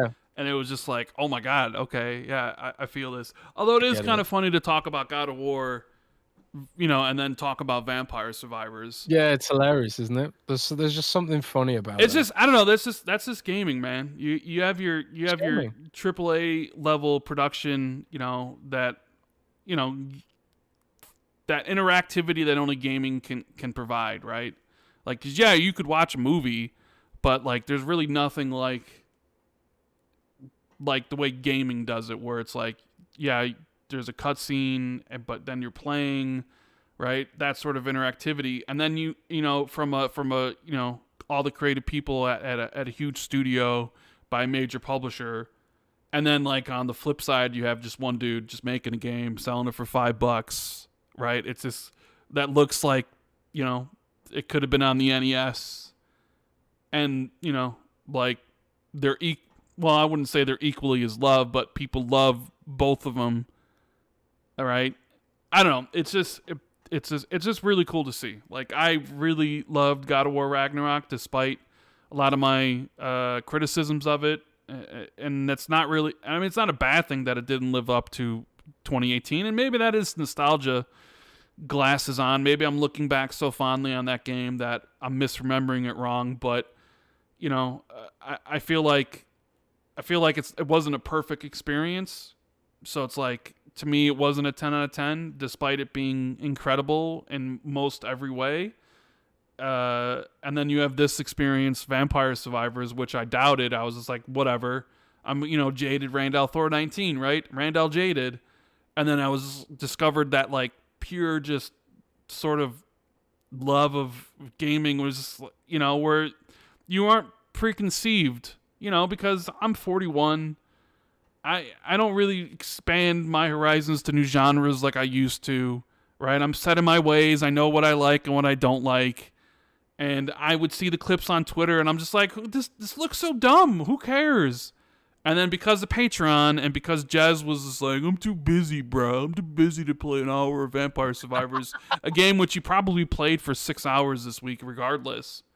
Makes me play it. Since we put the poll up, I haven't touched it. Like, okay. I have genuinely been and then I like it, so it's like, yeah. So that's what I've been playing this week.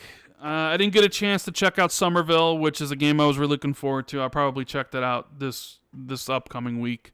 And I played a little bit of Pentiment, played about 3 hours, couldn't get into it. I don't know. I just wasn't in that frame of mind to play it, really. And I stopped after 3 hours. It's definitely, you need to be in a right frame of mind to play that game. And I just wasn't. I just couldn't get into it. I tried. I just couldn't get into it. Yeah. And I moved on from it. But it's nice to see other people are enjoying Pentiment. It's just, I don't know what it was. I was looking forward to it, and then I played it, and I was just like, yeah, man, it's not for me. I don't know. It reviewed a lot better than I expected. To be honest, because I enjoyed it. What I played of it so far, and I haven't played. I did the preview, but I haven't played beyond that. But I was just kind of like, I didn't expect it to perform as well as it had in the reviews and stuff. Did you expect it to get such a decent score, like respectable score? I was expecting like 70s or low 70s at maximum, personally. So I thought people would be like irritated by the pacing or the setting or whatever. I mean, yeah, it is, the 1500s, and it is this like, hey, it is sort of just like a, pick like a point and click adventure game, but you just control the character, right? And you do the dialogue and the dialogue checks and stuff. I was sort of, my expectations when I was like, probably right around what Grounded is at, but it did better. But like I said, it was hard for me to get a grasp on because I only played it for 3 hours, and then I was like, this isn't for me. It'd be like playing a sports game, and it's just like, I just don't care. So it would be tough for me to judge what other people who like this sort of thing feels about it. So, yeah, I mean, but then even still, like Pentiment, when we talk about, like, since we're talking about it now, I might as well talk about what Josh Sawyer said regarding the idea of it not existing, unless it was because of Game Pass. Because Josh Sawyer said in an interview, I never would have proposed making Pentiment without Game Pass. Like, I literally just wouldn't have done it. I just don't think it would have been possible. Which makes sense, because I don't know how big the market of a game, especially if you're in a market of selling games, I'm not sure the market for selling a game with that art style in the 1500s, with that sort of story, is definitely not. Publishers would have been like, yeah, I don't know, bro. We're not funding this because nobody's going to buy it. And you can do it indie, but then even still, it's like, if Obsidian was doing it, I think they would have trouble doing it on Kickstarter like they did previously, like the Pillars games, because the audience for that is so small. So yeah, okay, here's Game Pass, and okay, we need as many different types of experiences for Game Pass. We need all these different types of games.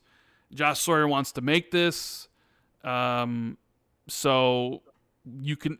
I guess the big question is this a good thing for a service like Game Pass, or a good thing for Microsoft? I guess the question then becomes, does Game Pass benefit from having a small niche game like this, or would it be more beneficial for, like what Josh Sawyer says, like, hey, maybe next they'll work on a Fallout game?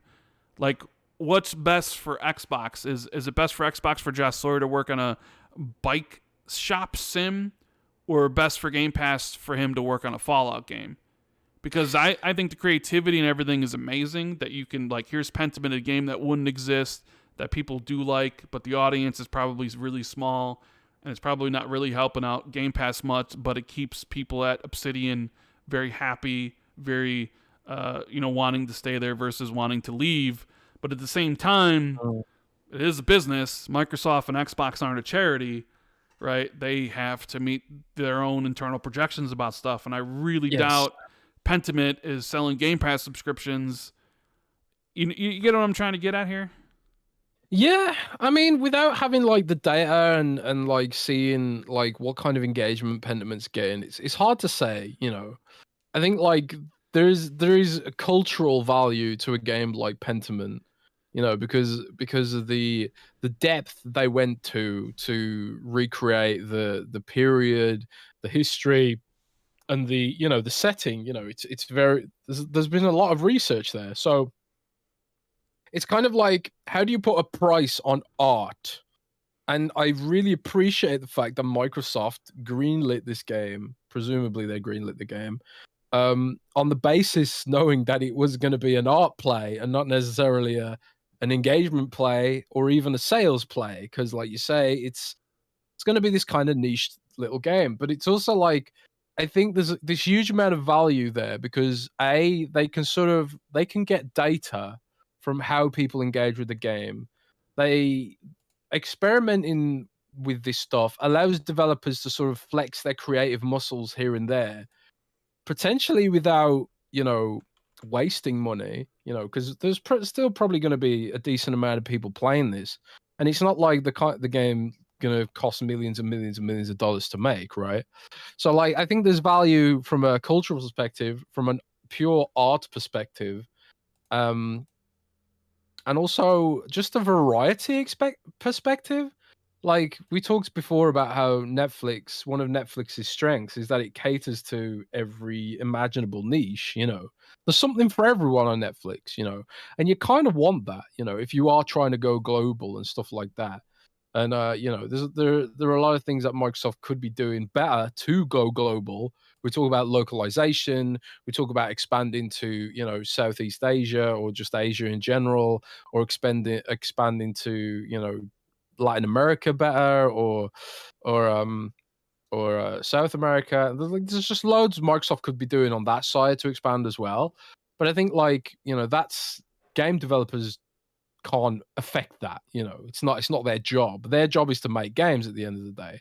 So on the developer side, they can bring some of that variety, some of that experimentation, and I think a game like Pentiment is really a strength of Xbox Game Pass. Even if it doesn't sell super well, even if it doesn't blow up the sales charts or blow up engagement charts or whatever, I still think it's a big strength, and I think it makes Xbox an attractive place to work. If Microsoft is greenlighting these fun, smaller, more experimental projects, I think that's the kind of thing you need to inspire developers to experiment and come up with the next super duper banger. Come up with the next Minecraft, come up with the next Roblox, come up with the next Call of Duty. It's the sort of being able to flex your creativity could lead to the next big breakthrough, rather than the Ubisoft model of make Assassin's Creed over and over and over and over with a new skin or one new little feature. Now, like Ubisoft has this crazy homogeny problem right now, where it's like all of their games look identical, and I can't imagine playing any Ubisoft game coming up because I just imagine it to be Assassin's Creed again. I've talked about it before. I'm so sick of them, you know. But like Microsoft's making all these games that just surprise you and come out of nowhere and come out of left field. You know, it makes me want to stay subscribed to Game Pass. It makes me feel like I don't want to miss out. You know, even if I'm not going to play Pentiment anytime soon. I hope I'll have the time. But, you know, there's other games I want to play right now, like Death Stranding, which is also on Game Pass, you know, even though I'm playing the Steam version right now, because it's the Director's Cut version. I started playing Death Stranding on Game Pass for PC, you know, which is another game that I think would benefit greatly from being on Game Pass for Xbox. Because again, Death Stranding's a little bit experimental. It's a little bit weird, you know. It's the perfect Game Pass kind of game, right? But yeah, I'm excited for Pentiment and Obsidian, even though Obsidian doesn't like me. I really like Obsidian, and I'm really glad the game seems to have done well, you know, critically. Yeah. All right, so we got iSiler18 in the Super Chat saying, from what Jez is saying, Square at least needs the Switch Pro, Switch 2. I love the photorealistic games. Maybe that will help Square. Yeah, I mean, I think the Switch needs... they definitely need a better hardware at this point, because the games just can't keep up. Chris Furno says, hey, Jez, any news on Machine Games or Compulsion? No. Nothing, I'm afraid. I haven't got any sort of inside information on Bethesda, period. Bethesda is a really tough nut to crack. Like, all their studios are like, they're not prone to leaks generally, their studios. But as far as Compulsion's concerned, the last thing I heard, you know, was when I previously talked about Project Midnight, you know, the Southern Gothic kind of game with the harpies and the you know, the winged mutants and stuff like that. Don't know anything more about it, but you know, Compulsion are kind of another one of those studios that I think can deliver and will deliver, you know, now that they've sort of got the backing and Microsoft can help them shore up some of their shortcomings, like, you know, the technical aspects. Way Happy Few is a very technically clunky kind of game. Basically, that game was all art style and no technology. And the gameplay wasn't that great either. It's a game that didn't know what it wanted to be. So I think they'll benefit from a stronger focus and stronger tech stack under Microsoft, and because there's definitely something special about Compulsion. I don't count them out, but yeah, I don't have any extra information, I'm afraid. What else we got here? DS Omen, who's my member for 7 months, says, conspiracy theory. What if Outer Worlds 2 was announced to hide the fact that it's actually a secret Fallout game by Obsidian? I mean, are you Everborn Saga coming up with this conspiracy theory? I don't know. I think that's kind of, it's going to be Outer Worlds 2. I mean, come on. It's not going to be a Fallout game. Yeah, it is Outer Worlds 2. Yeah. iSiler says, I agree with the pacing. Alfhelm Realm was bad in this God of War like it was in the last one. And Dead Planet says, Xbox needs to be ready because this industry is so ready for a hit game that isn't made with the Sony cookie cutter. They become Marvel. Yeah, so I've seen some people complaining about the recent Marvel movies. Have they sort of like gone downhill or something? Yeah, a lot of people don't like the recent Marvel movies for a variety of different reasons. They think Phase 4 is just been downhill. They also spreading themselves a lot of, you know, more thin, because now it's the movies and the TV shows, where before it was just the movies. So it's like there's a lot more of it. So like now the doesn't feel special, because like at any time there's a TV show going on, then a movie. I've also haven't really been a fan of Phase 4, but then again, it's like when Infinity War and Endgame happened, I was like, I don't know how they're going to get me really interested in the Marvel Cinematic Universe moving forward. And they really haven't, because a lot of the stuff they've done for Phase 4 just kind of been all right. You know, some of it's been just okay. I don't think any of it's really been great. Most of it's just been okay. Some of it's been bad. That's just what happens, man, when you try to expand and do all these different things. And yeah. Foreign Object says, we're in the presence of podcast greatness. People, hit that like button and show some love. Yeah, if you guys do us a huge favor, make sure you hit the like button. It's free. Just scroll down a little bit, hit that little thumbs up, turn it blue or whatever color it turns. It doesn't cost you a dime. Thank you guys. Appreciate it greatly. And I want to give an extra shout out to Foreign Object because he just subscribed to Patreon as well. Thank you so much, Foreign Object. That's awesome, man. Good old Collingwood says, can you imagine a Pentiment coming out from Naughty Dog or Sony Santa Monica? No, I can't. That's not the type of games they make. They wouldn't make something like that. That's not the games. Those aren't the games Sony wants either. Sony's business model revolves around the idea of selling big AAA single-player experiences that you can only get on PlayStation. Now, of course, with also games as a service on top of that as well. But they're not interested in their studios making a $20 1500s murder mystery textbook thing. That's definitely not what Sony wants, because Sony's also trying to like sell, because God of War is gonna, they think God of War is gonna sell consoles, and they probably will, right? They got PS5s to sell. I'd argue that they'd still sell as many PS5s as even if God of War wasn't there. But that's how they look at it. They're not a charity either. So they're just being like, we think this is the best ways to, make money and sell systems, and we'll partner with some of the indies who maybe make some of the smaller stuff. But yeah, they would never make that at all, ever. Which is great for people that love Pentiment. I'm happy for you guys. Creativity always can lead to some great things. It's just that when I tried it out, I just couldn't get into it, man. It just didn't jive with me for whatever reason. I think it was the time period setting. I don't know. I just couldn't get into it. I'm gonna give it a go and see if I can bring you around, maybe. Because I'm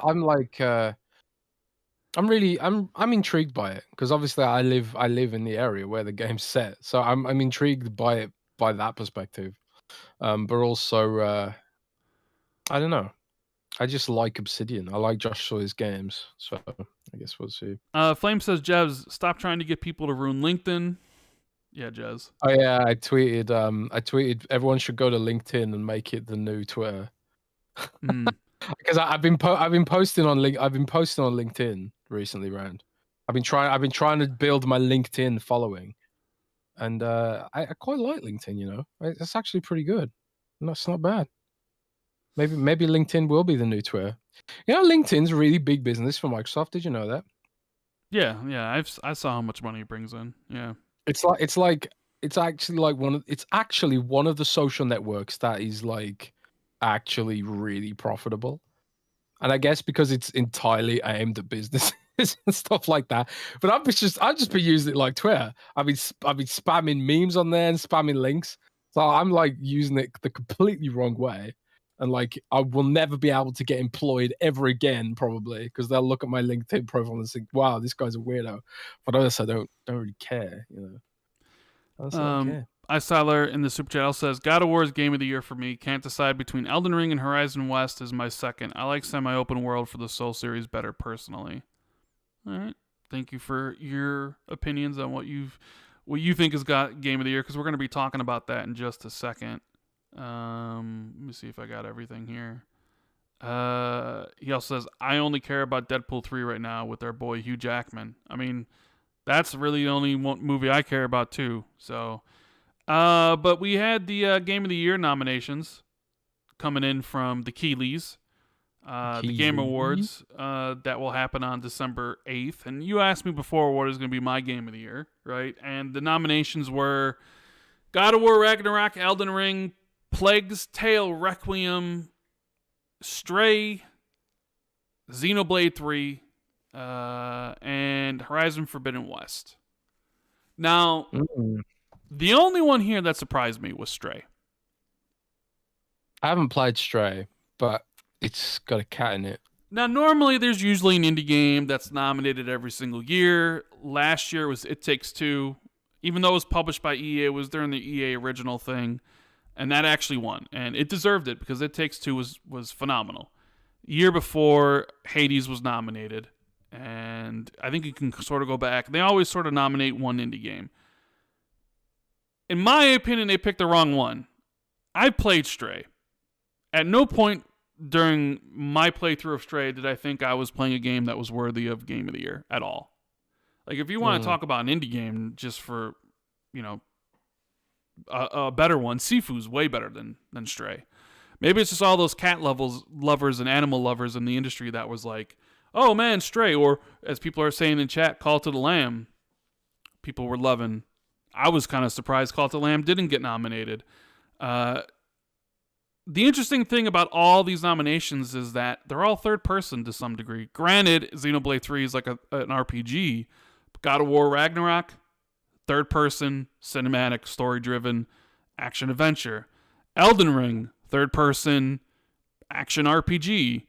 Plague Tale Requiem, third person, cinematic, stealth action game, right? Stray, third person, cat climbing walking simulator. Xenoblade 3, third-person RPG. Horizon Forbidden West, open-world, third-person cinematic action-adventure game. Do you get the formula here? To see what like reviewers and what the panel thinks about what is Game of the Year worthiness? Yeah, well, this is the problem. You know, they have like established game journalists picking the awards, right? And we all know that game journalists are very particular about a very narrow and certain type of game. It's you know, inspired my article last year about if there was one year Forza Horizon deserved to be nominated for Game of the Year. It was last year. It was probably last year. And for what, you know, and I criticized the panel, but then some people from the panel reached out to me and they criticized Jeff Keighley's methodology. And then, you know, and then I just had everyone mad at me. It was amazing. It was great. But hey, lots of clicks. Thanks for the engagement, fellas. But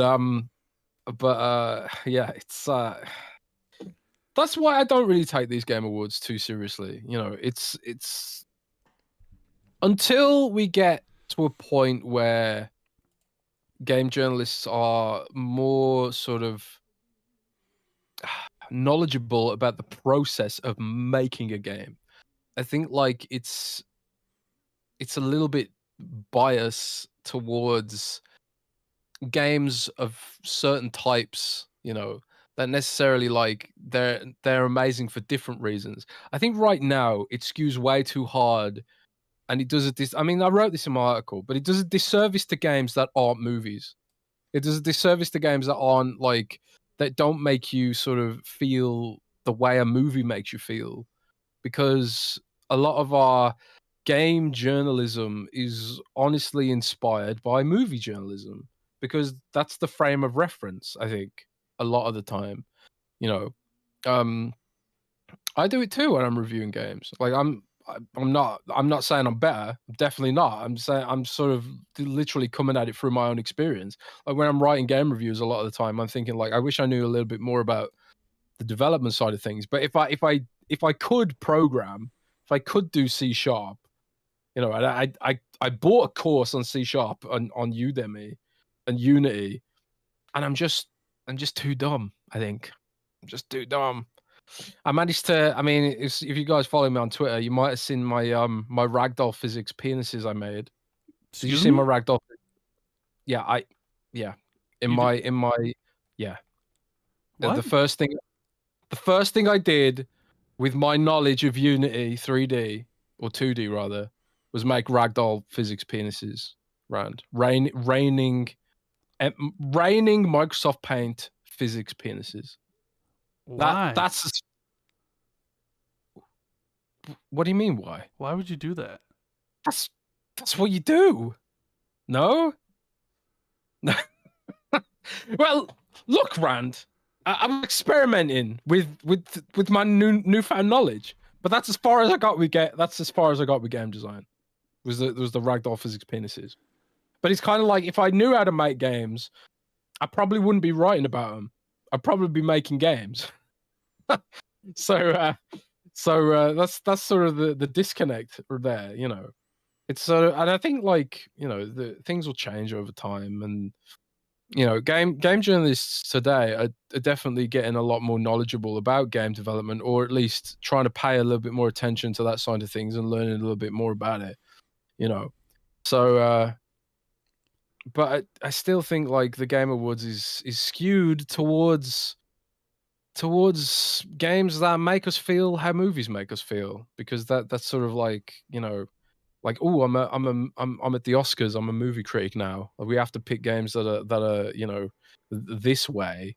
You know, we could never pick a flight simulator for its technical achievements. We could never pick a Forza for its, you know, for its physics or its you know, an infectious racing gameplay.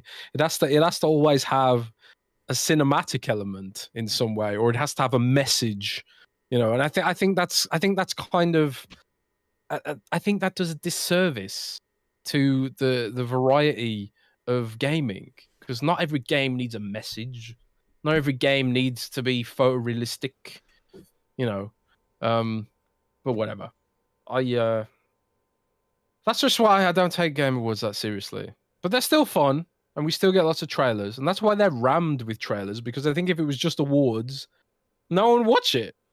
Because I don't think people are watching it for the awards. I think they're watching it for the bloody well trailers, and I know that's what I'm watching it for. Well, yeah, I mean, I appreciate what Jeff is trying to do, but the Game Awards is filled with ads, and then it's mostly just trailers for new stuff. That's why we're there.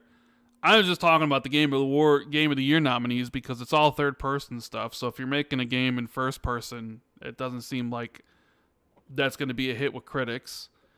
And I thought Stray was a weird choice because, as people are pointing out in chat, there's better indie games to choose, like Tunic or Sifu or Cult of the Lamb or whatever. It was just like, really, Stray, out of all the indie games that you potentially could have chosen, that was the one? A game where it's pretty much just like, sort of just, you just jump on railings and just move in mostly one direction. It's like, it was a cute game for sure, but like, Game of the Year worthy, you know? And as far as mine pick, I'm happy because 3 of the games that I played this year are here. God of War, Elden Ring, Plague's Tale. Like, I love Plague's Tale. I wish I could talk about it openly, about spoilers and everything, how I felt about that game. So I'm really excited that it was here, and I think Asobo deserves it. But it's like we've been saying all year. There's only... This is a category of just 2. It's God of War or it's Elden Ring. So I guess if I were to say to you, Jez, well, let's say to you, what is your game of the year right now, and who's going to win this pick, in your opinion? So give me your personal game of the year, and who do you think is going to win the game of the year at Game Awards? My personal game of the year, that's kind of tough, to be honest. Because you don't really finish games. Yeah, I get it. You know, I finish games sometimes. Okay. I finished Dark Souls, man. Finished Dark Souls. Does that not make me a real gamer? But honestly, I haven't played that many games this year. You know, I'm kind of like one of those gamers that sticks to one game and plays it over and over and over. You know, I played a lot of World of Warcraft this year. I played a lot of Overwatch this year. I haven't really like, you know, and also I have a very poor perception of time. Did Death's Door came out this year, right? Death's Door was last year. Was it seriously like? Was Carry On this year? Carry On was last year. What? See, what is wrong with me? You're just making this up now. Of course, Death's Door was last year, bro. Come on. I thought it was this year. Well, see, I've got no perception of time. So Carry On was probably my game of the year last year. So what's your game of the year? Just say Overwatch 2 and be done with it. We all know what it is. Wow. It's Overwatch 2. Amazing. So typical Jez. He picked an Overwatch game as his game of the year. A game that he was like, I don't think it's going to be any good. I'm barely ever going to play it. What do you know? He loves it. This is game of the year, and he plays it all the time. Although he's not playing it during the podcast anymore because he's doing timestamps for you people, the people that haven't listened yet.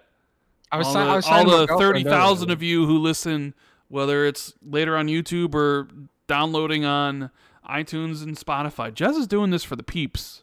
I'm doing it for the peeps. Call of the Lamb was This year. probably Yes. that was this year. Call of the Lamb would definitely be up there for me. What I think should win is Elden Ring.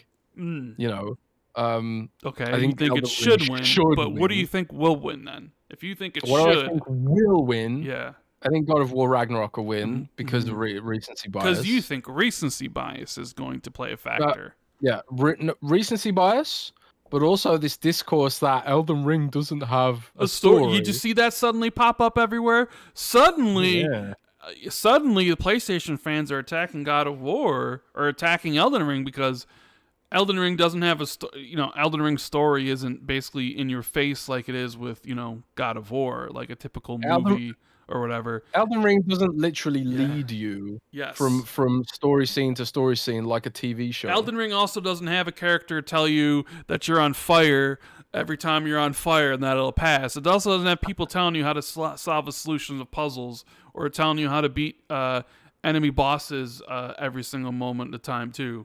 Yeah. It doesn't have that. Elden Ring is very much a game where it's like, hey, figure it out yourself. Enjoy the journey. Yeah. Where are you gonna go? You can figure out the story if you want to figure out the story by reading descriptions of items and weapons and listening and pay attention to stuff. Like it's all there. God of War is just more direct. God of War has got cutscenes galore. People tell you how they feel. With incredible acting by Christopher Judge as Kratos and whoever plays Freya and everybody. Two totally different types of storytelling. One is not better than the other. They're just different, but for whatever reason, people got to put down one to uphold the other. Yeah, that whole discourse was just baffling to me. This Elden Rings and From Software's story delivery is so immersive. So much more immersive than the hand holding that that a lot of Western studios put you through. I don't know, but that's a whole other discussion. I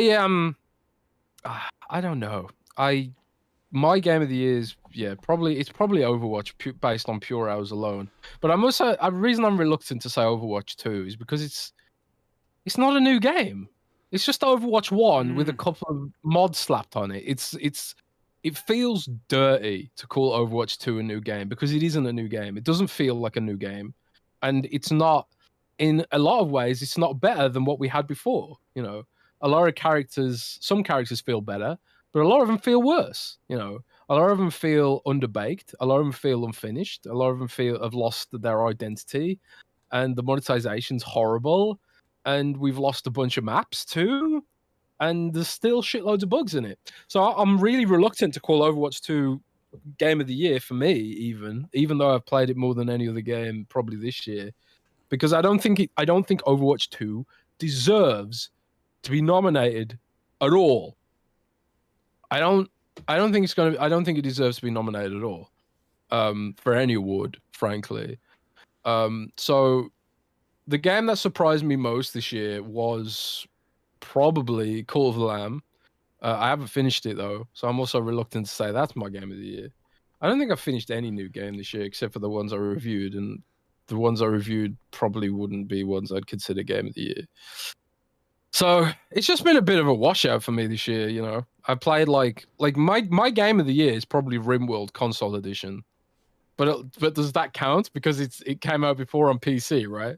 I mean, it was new to me because it came out on console for the first time.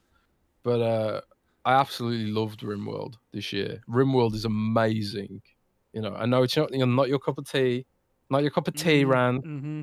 But RimWorld Console Edition is probably my game of the year. In fact, yeah, I'm going with that. RimWorld Console Edition is my game of the year this year, even though it came out before on PC. And you think you think Elden Ring should win, but you think God of War will win because of recency bias. I think it's well, I haven't played God of War Ragnarok, so I kind of feel like it's unfair to say that, But I'm also like, some of the stuff that I saw in Elden Ring, it gave me like crazy vivid dreams and made me feel like no other game has made me feel, even though like I haven't finished it yet. There is something absolutely magical about that game. But maybe I'd feel that way about God of War Ragnarok as well if I played it. But I don't have a PlayStation, so I can't really make that sort of pick personally. But I think like if I had to guess, the fact that God of War Ragnarok is probably more accessible to a lot of journalists on the panel, and also the fact that it's more straightforward, and also the recency bias. I think those things will be a factor in the decision making. But we'll just have to wait and see. All right. I mean, fair enough. Now, for my personal game of the year, this is tough. Because I didn't know what I was going to pick when I finished God of War Ragnarok. Because it really came down to two games, Elden Ring or God of War Ragnarok.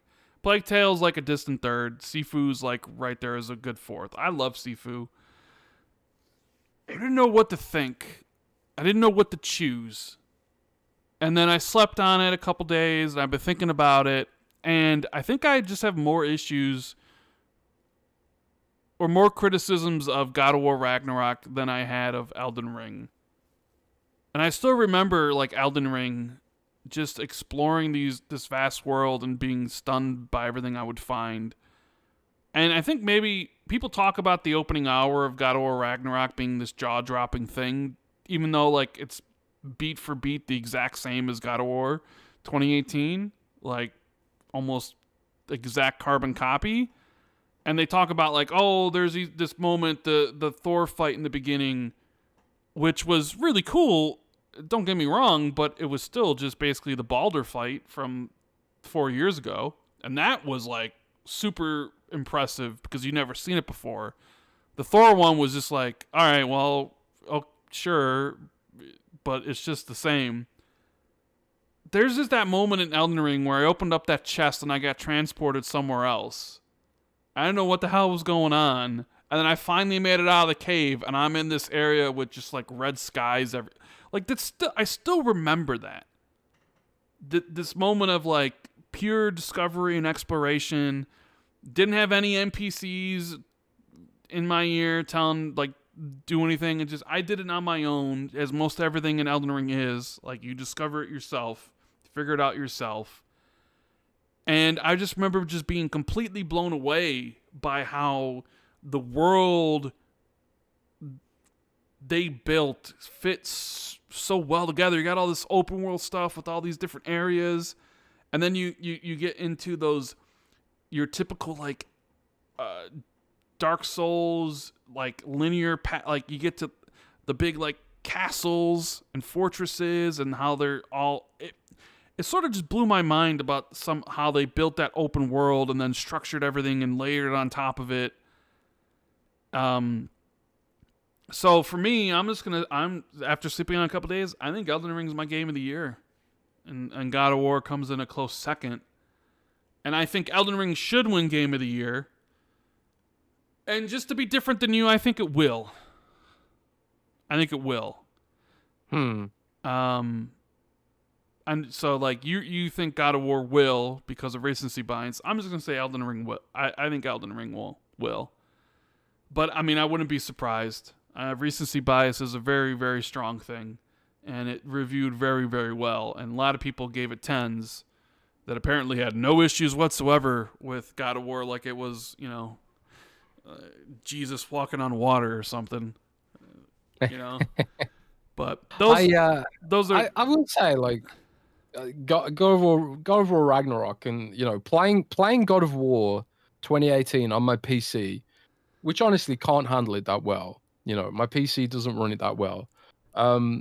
Wanting to play through God of War 2018 and then God of War Ragnarok on my 4K TV instead of my 1080p aging laptop, which I really need to upgrade next year probably. It's made me want a PS4 5 more than anything so far. I kind of like, I'm getting that FOMO feeling for PlayStation that I just hadn't really had before. But then I look at the UK price tag on that bad boy, and then I think, oh, actually, maybe not. So yeah, maybe I'll wait till inflation comes down a little bit. But yeah, God of War, Fire Shadow, the Super Chat, Elden Ring's revolutionary. God of War isn't. What's one thing I often hear about God of War is God of War Ragnarok is that it's just sort of like an extension of the original. You know, that's one criticism. I don't know if it's like a fanboy thing, people saying that, or if it's like a legitimate thing. Because a lot of the extra features sometimes are just described as bloat. But maybe one day I'll get a PlayStation and try it for myself. But at the same time, I'm also thinking like, with what time? What time do I have? It's really funny as I've gotten like more quote unquote successful as a journalist of the game industry. I've had less and less time to actually play games. Now I'm like managing editor. I literally had no time this week to play games. I was literally it's a very busy time of year, I guess. Black Friday and stuff. But I literally get up at 9 a.m. and then work till about 9 p.m. or 10 p.m. or sometimes 11 p.m. And I'm just too damn tired to do anything. So I just lie in bed and maybe play like one match of Vampire Survivors and then go to sleep. It's kind of like a double-edged sword, But I'm gonna try and get some gaming in this weekend. I've got to for my sanity. I got it for my sanity. All right, we got a super chat here from Tom Long who says, edited to bypass filter. I love the Ragdoll Pen 15s, Jez. Rand is just jealous that he's never made a Ragdoll Pen 15 before. So. Pen 15, eh? Pen 15, that's what it says. That's what super chat says. Oh, man. Why? What should it say, Jez?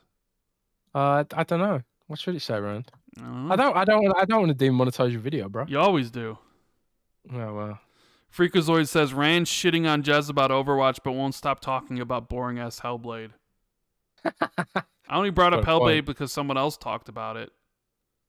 He's got a point. Or do you mean because that's my most anticipated...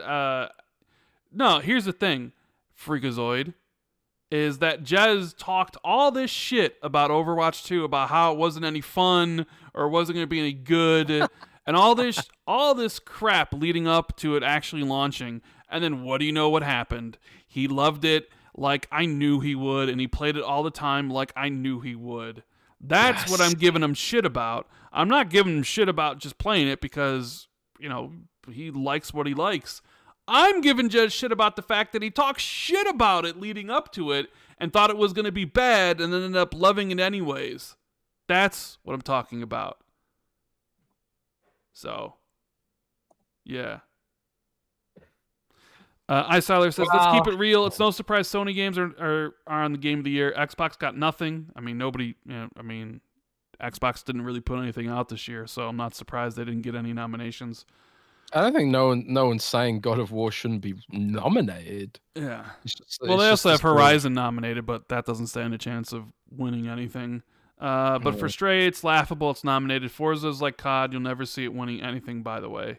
Forza will win the categories it's, in it, that it not won. I think it won 3 awards last year for best racing, sports sim, and I think accessibility stuff. Those are the only things that really ever could win. I keep on saying, like, racing games don't get people emotional like all these other games that are nominated. There's that emotional connection you have with Forza or Gran Turismo or Need for Speed Unbound. At least the people reviewing it, they could give it all 9s and 10s because they recognize a quality game. But when it comes to, like, what was your game of the year, they're not going to pick it because it didn't make them cry. Like, there's some reviewers that God of War brought them to tears, or Elden Ring brought them to tears because of its magnificence, or what have you with all these things. Nobody's ever going to cry or get choked up over a racing game. They can recognize the quality of it, but when it comes down to picking your favorite of the year, it's not going to make a list. Let's see what else. We got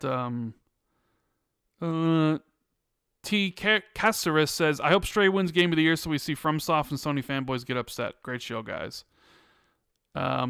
Stray would be an odd choice to win. I think it's there as like the indie game, and I think people are like, look at the cat. My cat loves watching this. But it's the one time, like, I didn't play Xenoblade Chronicles 3, but like people that I talk to that play it and say it's amazing. So like I think all the games deserve to be there or aren't weird choices. It's just Stray is just really, really, really weird choice when there's better indie games in my opinion. Jonas the dad says, I feel Keeley will require a PlayStation game to win. Yeah, I know votes. He is very biased for PlayStation. Elden Ring won't be allowed to win. Conspiracy. I mean, look, 2019, everybody thought Death Stranding was going to win because his boy Kojima was nominated. Jeff has nothing to do with the nominations or the voting. He doesn't vote. He just hosts the show. And Sekiro won. People considered that an upset. And if his boy Kojima's not going to win, you know, like I don't know. I know it's a conspiracy. This is like an Everborn thing. And the people who vote on these things are the people who review these games. So it's, I don't think there's some grand conspiracy. It's just, I think it's just that what the panel really actually enjoys. And it's based on reviews, essentially. So I don't think there's a conspiracy that it would win. RDX Cinefet says, is GoldenEye actually coming?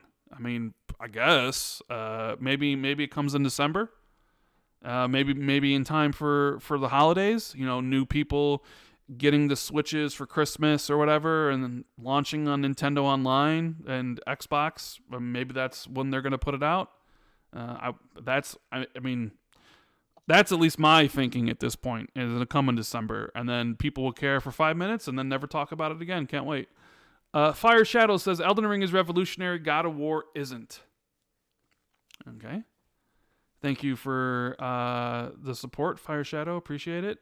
And Face says, just started watching right now. Saran, what is your game of the year? Well, if you just scroll back a little bit, you'll hear me talk about what I felt about God of War. But my game of the year is Elden Ring. I think it was my favorite game of the year, edging out God of War. I think God of War's got, even though God of War I loved and is amazing, I think it had too many issues holding it back from me fully giving it a 10. And I think Elden Ring had less issues. So if you want to scroll back or wait for the timestamps, you can hear my full thoughts about God of War and what I felt about it. I just felt certain things held it back from being like game of the year. It was too bloated, essentially, at the end of the day. Too many, to the pacing issues were all over the place. And like I said, like I found myself being less interested at certain points or looking at my phone when characters were talking. And I know that's a sign of me, like, zoning out when stuff like that happens. It's just whatever. Jez, we have a quote here. RDX Sonafet says, I hope Stray gets it just for the lulz. It'd be funny. A quote here from that Perfect Dark is going extremely well. Do you see this? Yeah, I did. Some comments that Perfect Dark. Crystal Dynamics claims Perfect Dark development is going extremely well. Let's get the full quote here. This comes from Crystal Dynamics and Eidos' CEO Phil Rogers, who provided an update on the project during Embracer Group's earnings call, which they also delayed Dead Island 2 to like April 28th. Saints Row, I think, met their expectations, but now they're folding them into Gearbox, which is odd. But they also said this. They said, we're working on the iconic Perfect Dark, and the project is going extremely well. What's been so promising internally is seeing how our team took on this opportunity, a new way of working. If we think about the future of how we work, collaboration across studios, across time zones, across geographies, across different companies will all become more common. So it's great to see the team at the initiative and our team across Crystal Studios working well to get together. And I remember you had said earlier this year that someone had reached out to you and told you that development on Perfect Dark was going really, really well, right? Yeah, like I'd heard that, since the, Daryl Gallagher essentially got his old team back. He got his old team back and also his old structure back. Because one of the things that sort of reportedly went wrong at the initiative is that they were trying to use this new way of working. Like they wanted to have this like flat organization, which is sort of like how Valve operates. But that doesn't work for everyone. And this is a very simplistic, assessment of the situation because obviously I don't have sources there. I'm just sort of like I think Jason Schreier reported on some of this, if I remember correctly. But since they overhauled the initiative to be more like a traditional studio, Daryl Gallagher running it with his old team from Crystal Dynamics, apparently things have been going a lot more smoothly. So I'm not surprised to hear this, but at the same time, Rand, they're not exactly going to come out and say it's going badly, are they? Yeah, well, exactly. Yeah, oh my God, guys, you know what? It's not working, man. This game's gonna be horrible. Yeah, they're not gonna come out and say that. So, what else are they supposed to say, right? Yes. But it's sort of like it's nice to hear, just hear about it. I'm at that point now. It's just like I just want to see some of this stuff in motion. I'm really ready to start seeing Microsoft deliver. I feel like we've been waiting years and years and years and years to get like a regular cadence of AAA games from Microsoft that sort of take our expectations to the next level. And hopefully we turn in that corner now and very soon, and that we're gonna start moving in that direction. I can only hope. Yeah. No, I mean, I agree. This wasn't really picked up by a lot of people. People love talking about bad Xbox news, or bad things, what they perceive. But then you get a quote being like, hey, man, Perfect Dark development's going extremely well. Nobody wants to believe it. Maybe it's because they haven't really shown it. All we see is a CGI trailer. So it's like, well, if it's going so well, why don't we see the proof? Where's the gameplay and stuff? Yeah. Because Xbox has just a bunch of announcements with a bunch of CGI trailers from 2020, and that we still don't know much about, and where it's just like, all right, well, we'll believe you when you actually do it. But yeah, I'm really excited for Perfect Dark. I like Crystal Dynamics a lot. I love their Tomb Raider games. Avengers I thought was like 50-50 a good game and then a horrible game. Like the multiplayer stuff was god awful. But there's a lot of the single player elements or the campaign that I thought were really enjoyable. So I'm excited to see what they're going to do with Perfect Dark. And Xbox has their Black Friday sale going on. Tons of games are discounted. I saw there says in the super chat that Gotham Knights is already discounted. Glad I didn't buy it day one. Yeah, that game, that was why I talked highly about Gotham Knights a couple weeks ago when I played through it. Put 50 hours into it. Even did a second playthrough, although I didn't finish it. I just wanted that last achievement. And people were asking me, would I recommend it? And I said, listen, it's $70. It's got performance issues, right? It runs at 30 frames, but it really doesn't. It runs like more like 25 in the open world. Just wait a little bit and it'll be cheaper. Well, a couple weeks later, look what it is. It's like $30 off. I think it's like on sale for $42 for the Black Friday. Now, granted, there's no performance patch. There's no 60 frames yet. But that is a decent price. I will say I would be much more... I would recommend it much more at this price point than I would at 70. You know what I mean? Yep. It's like, but even Sonic was discounted quite a bit already. Is anybody picking up any Black Friday things? Because any games or any systems? Because the other thing that's going around, Jez, is we got a price cut on an Xbox console for the holidays. Yes, we did. Even though this console's kind of been selling at this price point at some points at some retailers during the year, but it seems like this is a price cut across the board. Everybody seems to be having their own thing. But the Xbox Series S is now been cut to $250, certain retailers are bundling certain things. Like I think Target is selling it for $250 and giving you a $50 Target gift card, which is pretty incredible. I think you can even apply the gift card to your purchase. So like you could essentially get it for $200. $200, yeah. Yeah. What do you think about this? Well, you know, it's Black Friday, right? Yeah. And you know, if you are seeking Black Friday deals, we got a hell of a lot of deals for you on WindowsCentral.com right now. If you head over there, PC components, you know, Xbox stuff, Surface, random tech gifts. We're doing all the deals this week. So, you know, if you are shopping for Black Friday deals, keep it locked to Windows Central. I would really appreciate it. God, I would appreciate it. But I'm not surprised. I think it's very bullish of them, especially considering like it was revealed somewhere that they're losing money on the sales of that console. So it's like the whole business model revolves around attaching Xbox Game Pass to people right now. We're going to attach as many people to Xbox Game Pass as possible, and with people tightening their belts everywhere, you know, it was just announced this week that all taxes in the UK are going to go up, you know, for the super rich, middle income, and also, you know, lower income people. So it's going to get even more expensive just to live in the UK. And I know a lot of people for Christmas are probably looking past that £600 PS5 or whatever it is now in Britain, £550, £500. I can't even remember how much it is.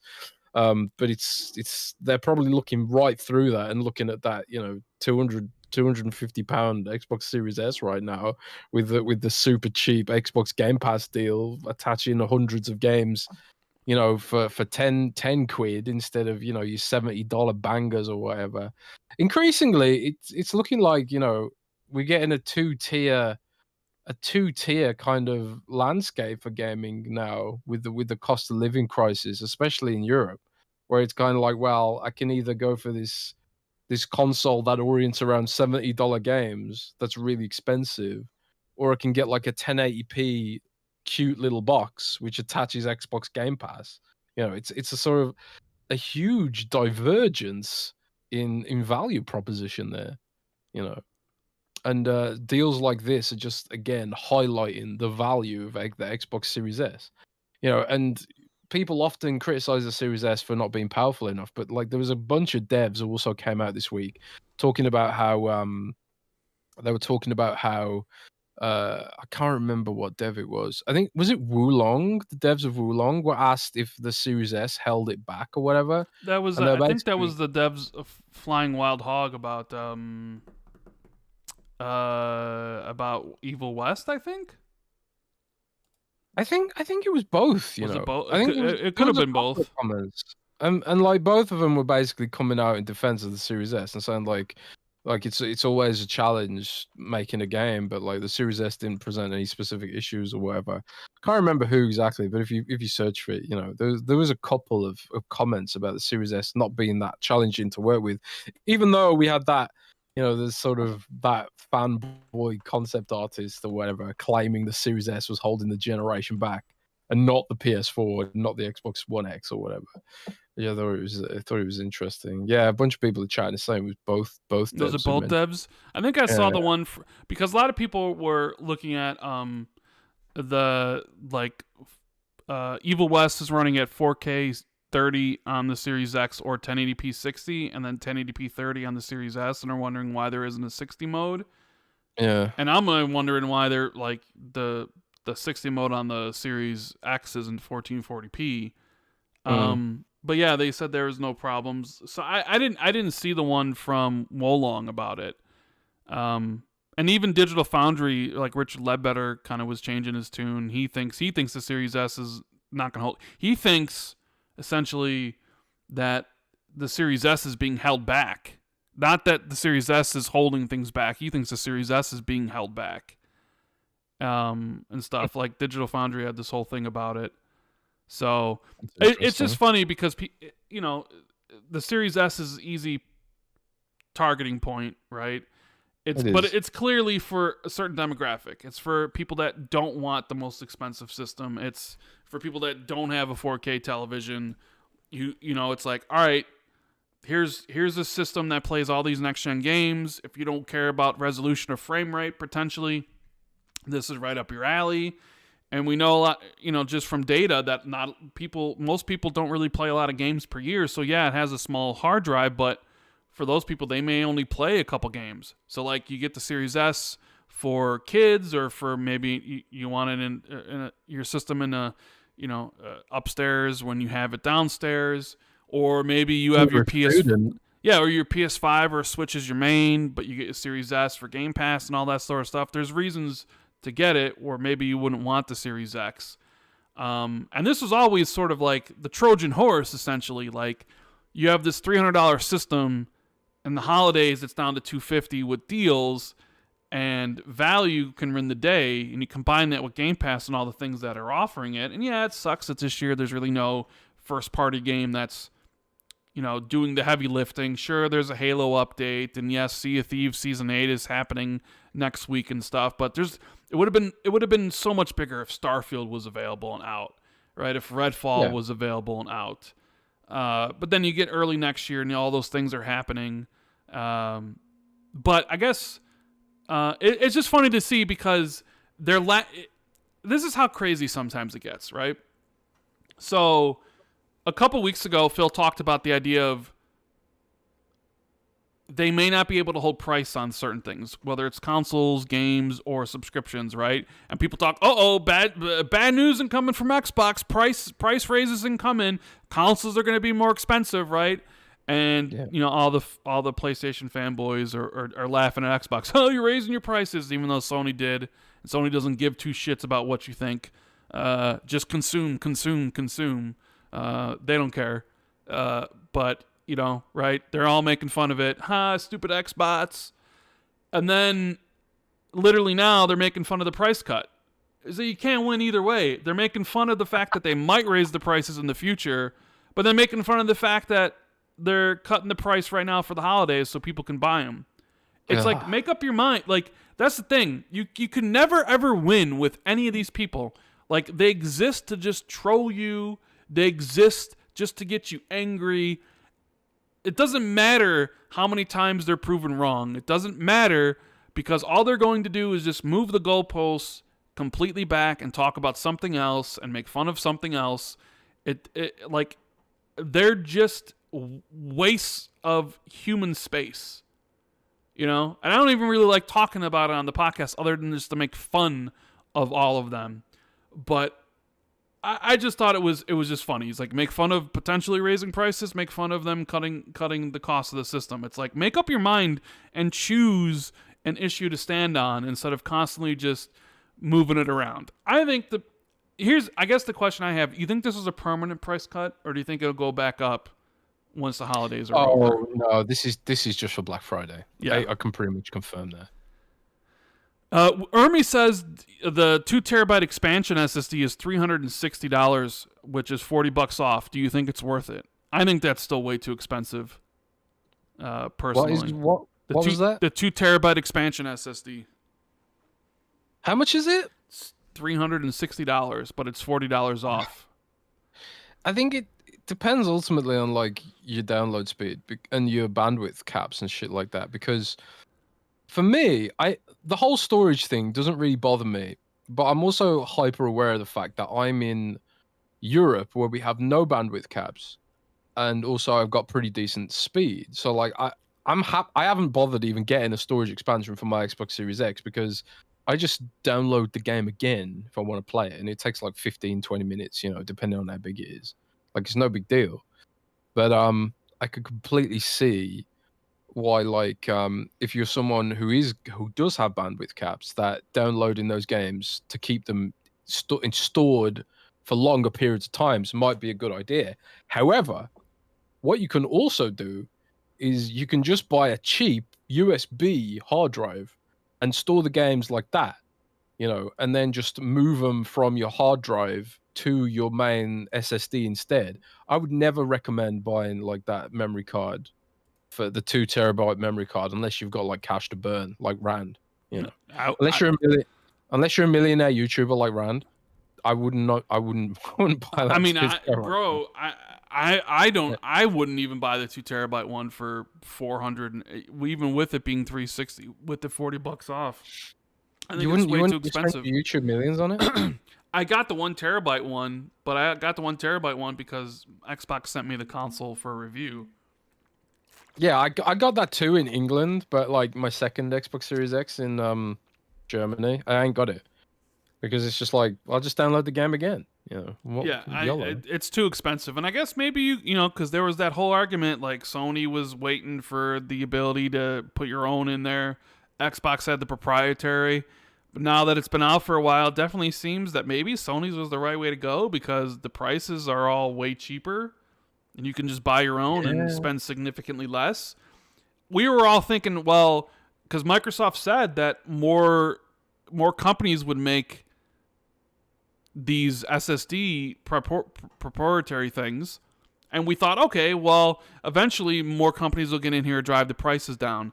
But it really only seems it's just Seagate, and all they did was just release a 512 gigabyte card, a 2 terabyte card to go along with their one.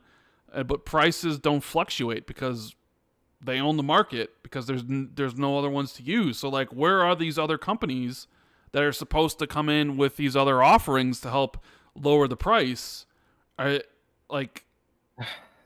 what we thought was going to happen, and it's been 2 years and it hasn't happened yet. I mean, because $400 for 2 terabytes SSD is ridiculously expensive and not worth it. So. The issue is like the whole CF Express standard. So CF Express is the sort of the storage solution that Microsoft's using for their memory cards, and it's sort of like it's owned by a consortium. So like they kind of have to pay like a licensing fee for it. So like you do get the sort of convenience of being able to hot swap it in, and then it becomes like part of the system. It's not like you don't have to get your screwdriver out and install it like the PlayStation solution. But honestly, you know, I do think the PlayStation solution is better. You know, I think like there was some trolling about it back in the day, you know, and stuff like that. But you know, seeing some of these like NVMe hard drive deals for Black Friday, it's just becoming impossible to argue that the CF Express solution that Microsoft went with is better. You know, increasingly so. It looks like Sony made the right play there. You know, and it's not hard to install a M2 SSD. I did it. I've expanded the storage in my laptop using the same kind of NVMe drive. Microsoft does need to do something about that. But it's also kind of like, well, what can they do? You know, they don't own the standard, the proprietary solution and stuff. So it's kind of like they're kind of painting themselves into a corner there. But I don't know. It's something I might look into for coverage, maybe. Yeah. CMAD in the super chat says there are 100 million 4K 60 TVs installed since 2014. Today, the average consumer can walk into a box store, buy a Series S, a 4K TV, and Game Pass for the price of an X or an S. Microsoft will win the holiday season. Well, they also have just expanded the Xbox app on Samsung TVs to 21 models, and when it was just on the 22 models. So I mean, even at some point in the future, CMAD, I don't know if they'll sell the most this holiday season. I guess it's probably whoever is the most stock is going to sell the most, probably. But PlayStation does have God of War to go along with it, and Call of Duty marketing, which is very big, right? They're flexing the Call of Duty marketing. No wonder Jim Ryan flew out to Brussels to talk to the EU because he knows how important that is. So that could put a feather in their cap. So it really depends on, I think, stock issues. But at some point in the future, you won't even need the console. I mean, you don't even need the console now. You can play it all on PC. But at some point, all you're going to need is the TV.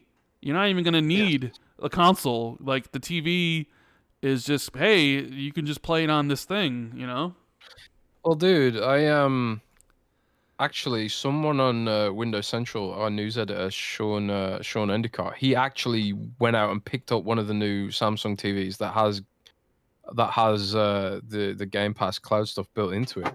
and he's not someone who really games that much, but he's discovering Xbox Game Pass Ultimate like for the first time, and he's like shocked at how well it works and stuff like that. You literally just hook up, you Bluetooth your Xbox controller to it, because some of the deals Samsung has as well, by the way, they actually come with the Xbox controller as well. So it's like, it's literally the whole bundle is designed for Xbox cloud gaming, and he says it works really well, because not only does the Samsung TV, like, it has like all the stuff built in for it, and it has the special app and stuff like that, but some of the video encoding it handles natively. So like some of that, there's like multiple levels of Xbox cloud gaming, right? There's like a basic level where all of the video encoding is done in the cloud, right? That's usually your laggiest version, right? That's the version that's currently on Android, so I believe. But like there's a higher tier of it, which is like where some of the encoding is handled natively. That's the version you get on PC, and that's the version you get on Samsung Smart TV. And when some of the encoding is handled natively, it reduces the amount that needs to be done through the cloud, and as a result, you get a more native feeling experience. So and yeah, like Morgana says in chat, what's the definition of works well when it's from a normie? But that's the whole point. This is for normies. It's for the mass market of people who don't want to buy a console. They don't care to buy a console. And that is 98% of the market. Most people don't want a console. But if you bundle it with their TV, they might try it out. They might try Vampire Survivors. They might try some of these viral games. They might try Among Us, whatever. And then they might subscribe to Game Pass. And the money that Microsoft gets from Game Pass, they'll use to reinvest in making games for me, which is what we all want in the end, right? We all want my StarCraft third-person shooter. And that's how we get it, via the normies. So don't discount or discredit the normies, because they are getting money so we can get the games that we want. That's my take on that. Danny P says Xbox 2024 prediction. Will it be 2024 greater than 2023? I don't know, bro. We don't even know what's the full 2023 lineup yet, let alone what's coming in 2024. It's really hard to say that stuff. I mean, you got two big games that moved into 2023. Are there any games that are going to be moved into 2023 to 2024? I don't know. It's tough to say.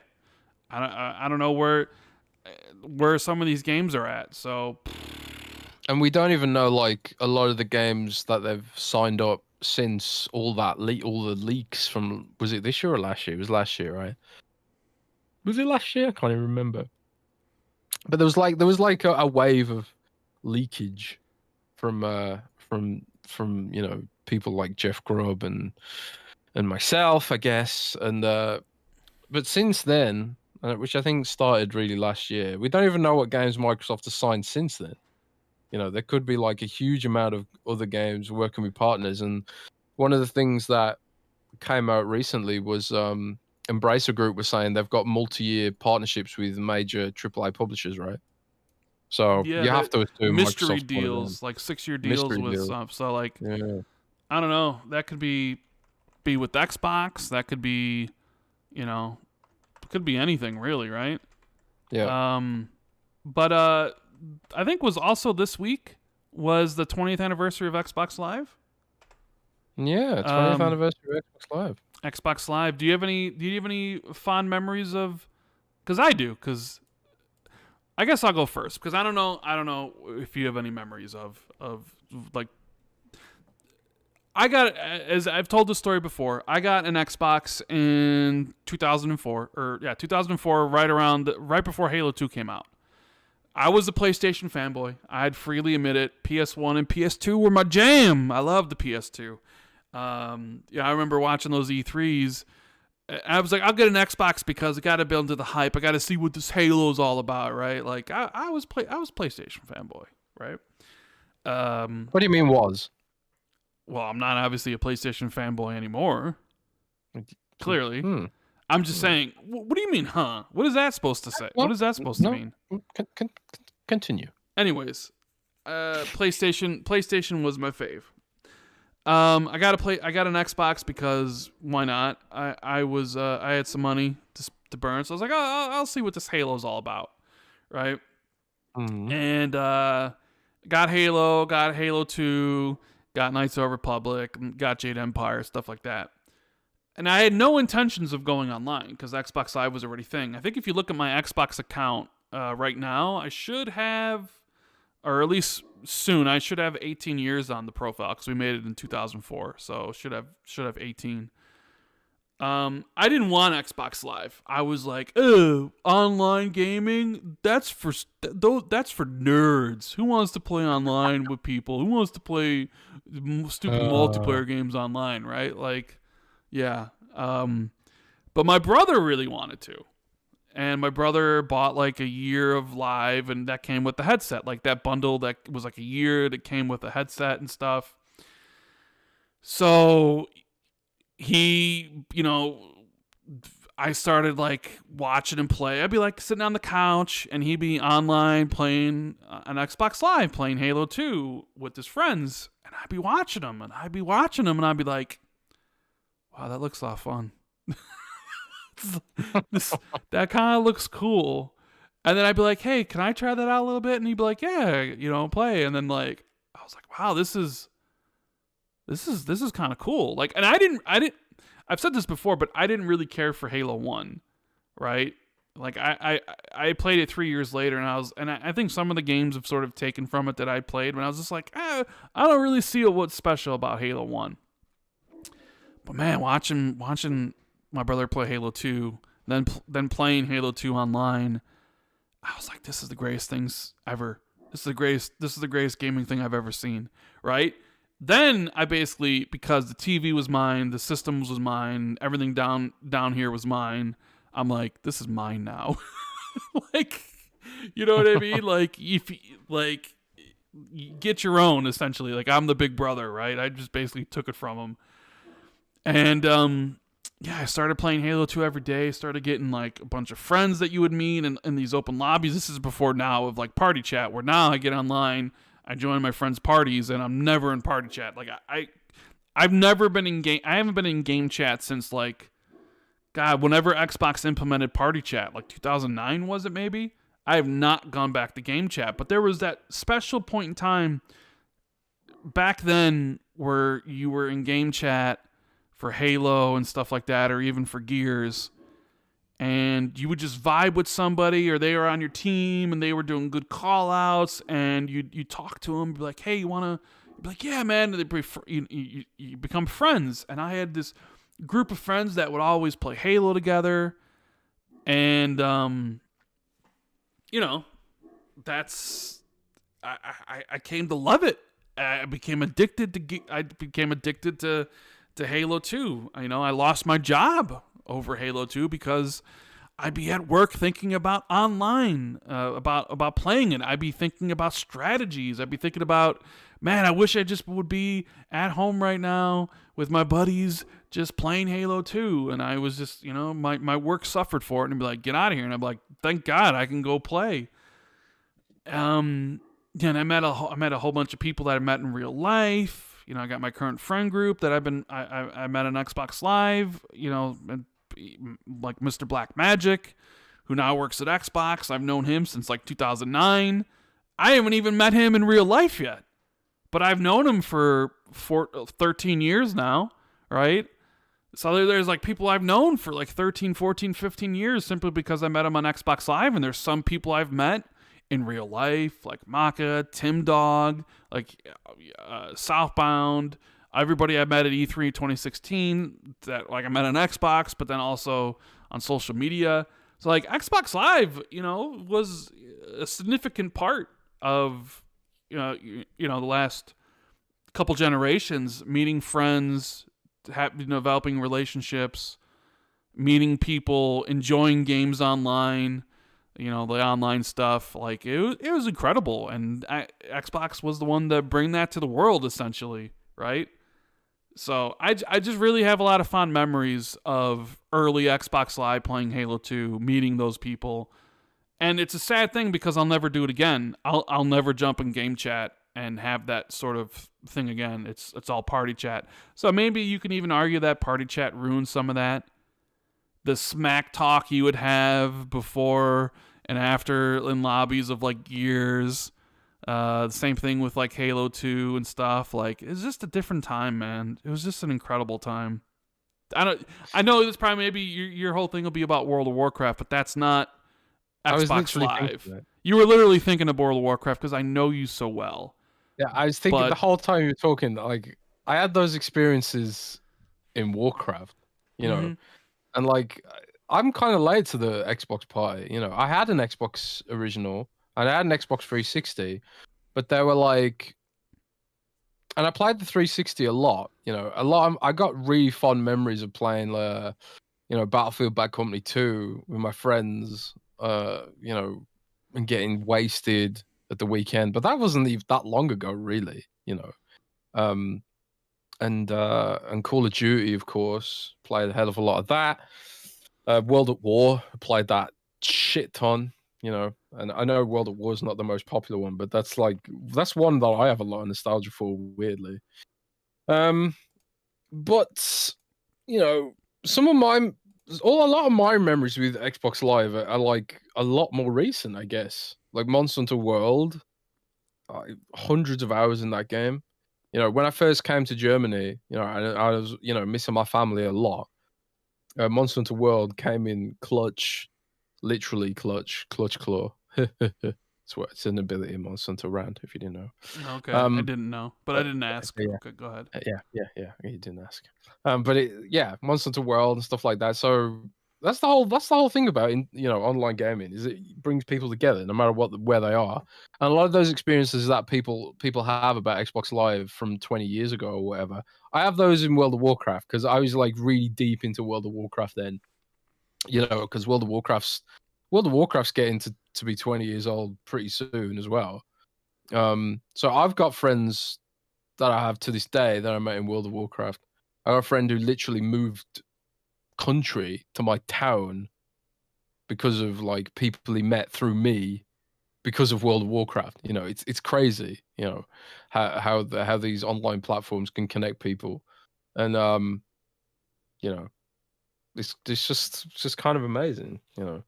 I want to see some people drop their Xbox Live experiences in chat so we can read them out. So what was do you remember your first game attack? Randall Thor 19. It was seriously Randall Thor 19? Yeah, Randall Thor 19 was the one I made. Yeah, me and my brother, when we were making it, was like, he asked me, he was like, what should our gamer tag be?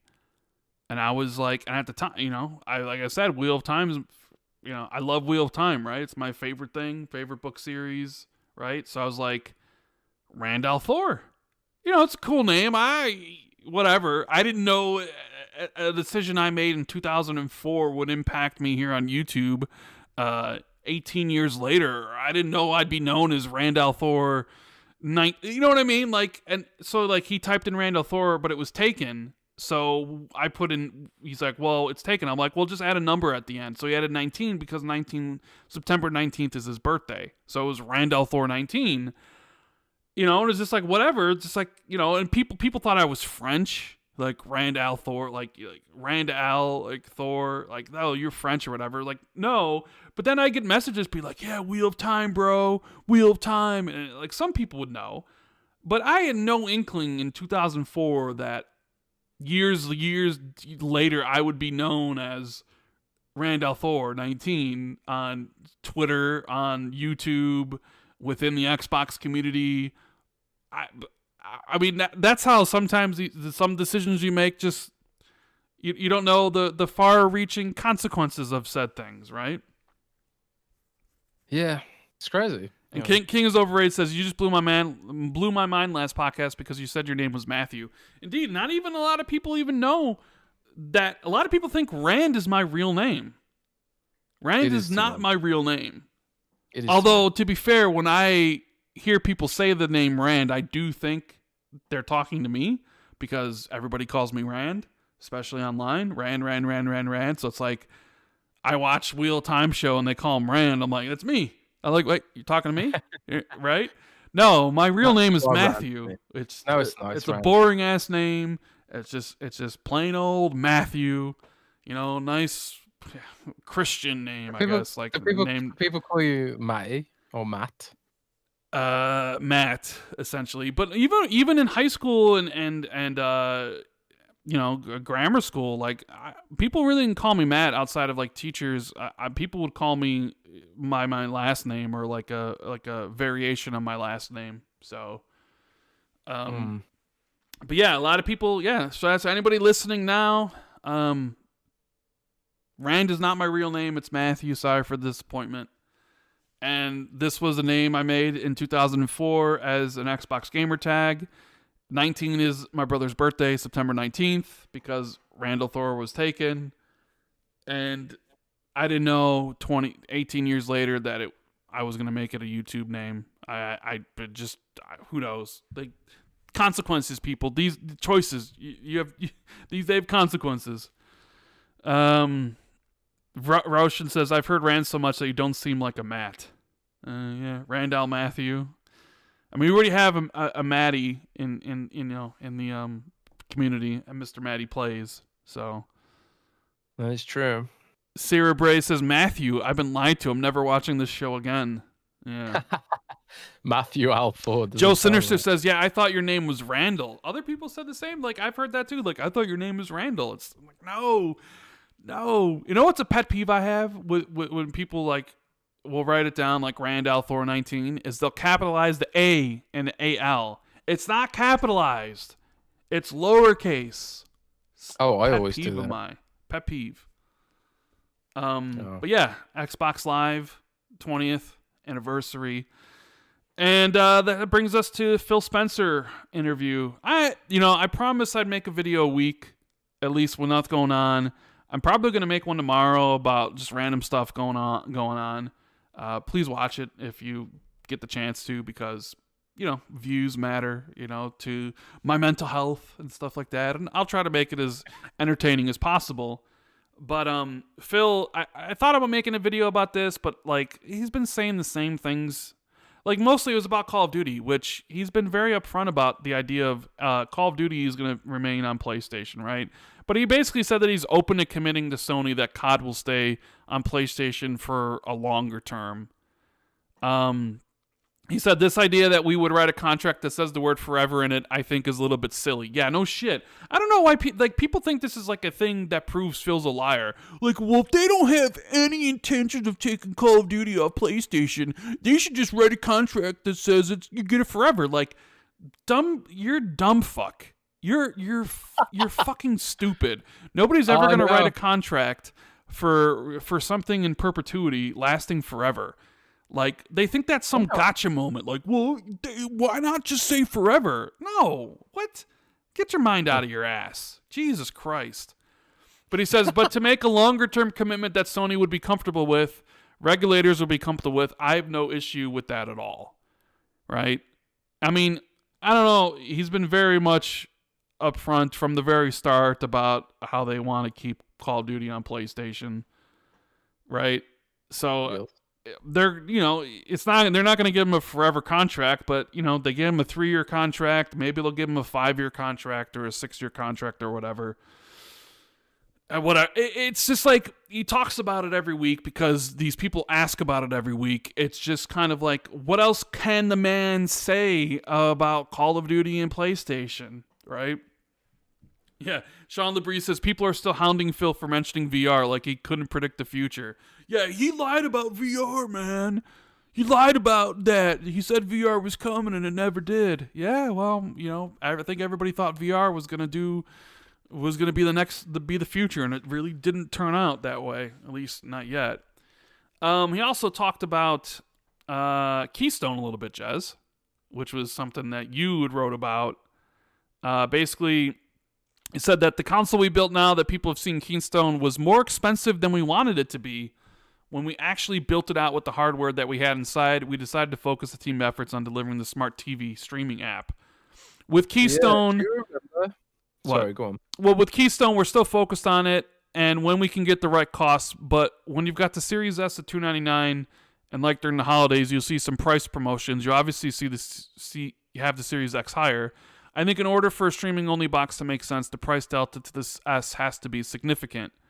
I want to be able to include a controller in it when we go do that. So it was really just about if we could build the right product at the right price, or if we can't, how can we focus the team efforts? And we decided to do the TV app with Samsung, and we were really happy with the results there. I don't want to announce pricing specifically, but I think you've got to be $129 or $99, like somewhere in there for that to make sense in my view, that we just weren't there. We weren't there with the controller, and I love the effort. The reason it's on my shelf is the team rolled up their sleeves, and in 9 months they built that thing, and a bunch of us took it home, and it worked. It worked really, really well. Essentially, he goes on to talk a little bit about it more, but essentially saying that it was too expensive, and that he wants it like $130 to $99 and stuff. So, what do you think? I do remember.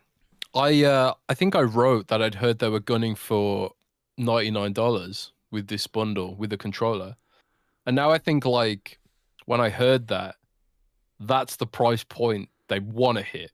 Mm-hmm. They want to hit $99 with the controller, which means like if a controller's like what, $40, $50, $50, $40? I don't know.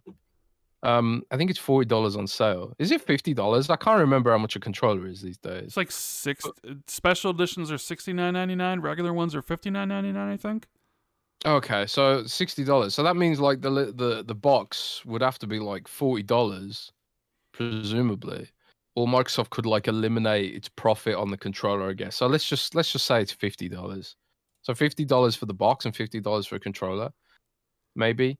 And then like your cable or what as well or whatever.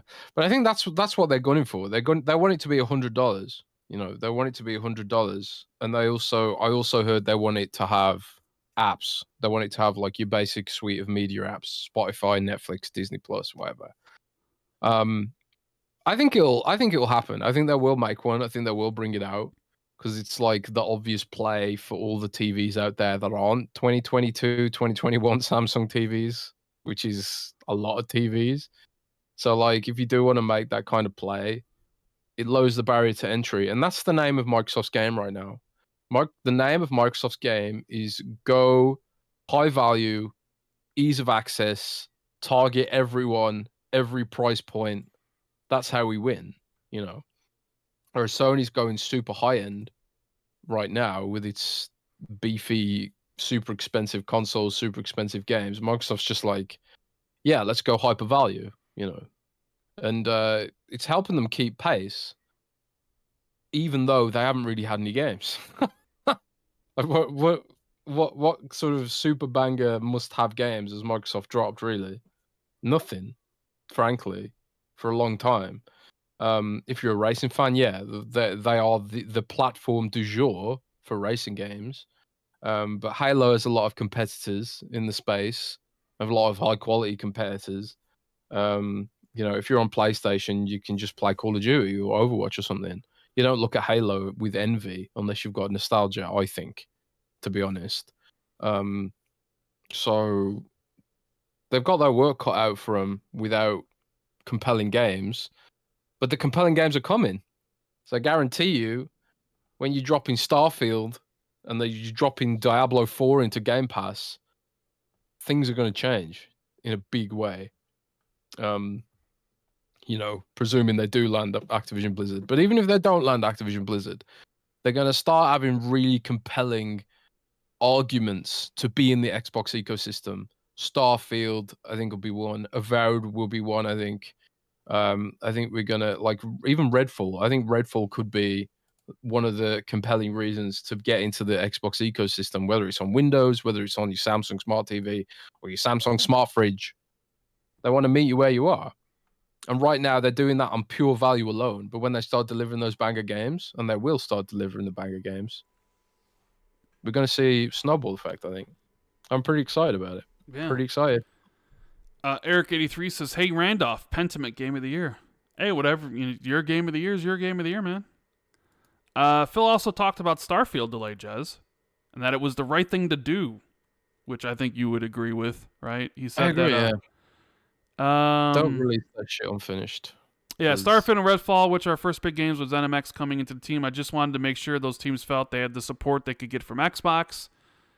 Maybe feel some of the benefit of being part of a larger organization that has other revenue streams and other things that going on that could be helpful.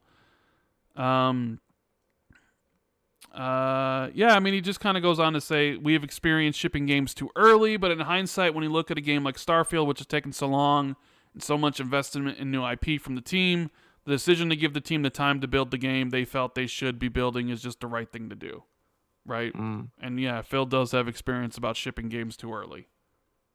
Because, well, I mean, they didn't have a lot of games during the Xbox One era, so games that should have been baked in the oven for a bit weren't. So getting Starfield right is important, and if they weren't happy or didn't think they'd be, hit the date on time, then yeah, give them all the time in the world. Sucks for this year because there wasn't anything else.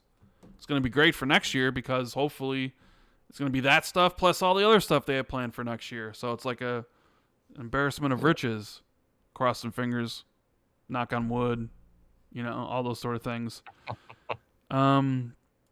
And what else did he say? He said that the Xbox business will become untenable if it remains irrelevant on mobile.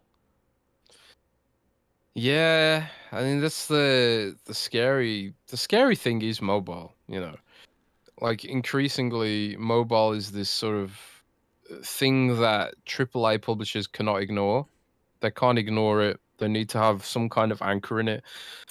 Luckily, Microsoft does have some clause in mobile already. Like they say like we are nowhere. They said we are nowhere mobile. That's not exactly true.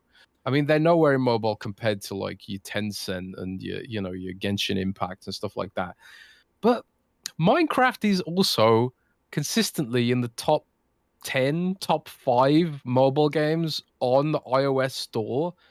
So are they nowhere? Not really.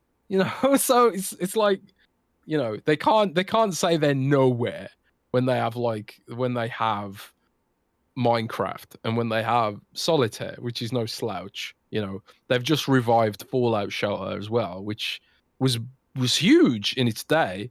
They dropped off on it a bit and stopped updating it and stuff, but Fallout Shelter was no slouch either. And they've started putting content back into that again. They've also got there's a Fallout Shelter 2, which is available only in China for some reason. And there's also an Age of Empires mobile game, which is also only available in China. And both of these are highly rated mobile games, which Microsoft has yet to bring to the West for whatever reason. I guess through fear of being accused of pay to win, because obviously they're going to be pay to win hellscapes, I would imagine. But hopefully, if they do bring the Age of Empires mobile game and the Fallout Shelter 2 mobile game to the West, that they'll strip out some of that those more egregious game mechanics. But they really need that if they really want to compete with Tencent and those are the mega mobile publishers. They really need Activision. They really, really need Activision. They've got Diablo Immortal, which is again a pay to win hellscape, but it's making money hand over fist. They got Warcraft Arclight Rumble, which is reviewing quite well. It's in closed beta right now, and people seem they think it's quite good. So there's a lot of potential with the Warcraft mobile game, which they're making. Also, reportedly, there's another Warcraft game in production after the death of the Pokemon Go Warcraft game, which was cancelled.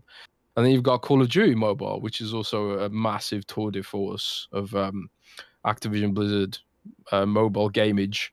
And then, of course, you've got your Candy Crush and all that stuff. God damn. I don't get Candy Crush, man. Candy Crush is egregiously aggressive with its monetization. You play for 10 minutes and it's okay, now pay some money. Pay some money, bitch. Give me your cash or you can't play anymore. I can't believe people actually pay up though, because it's me. I play Candy Crush for 2 minutes, hit that paywall, that shit's getting uninstalled, man. Why do people not just uninstall it? I don't get that. I don't get that behavior. The There's like so many other games you could play instead of giving Candy Crush your money. There's Candy Crush clones which are identical in gameplay, like that match 3 gameplay, which are free.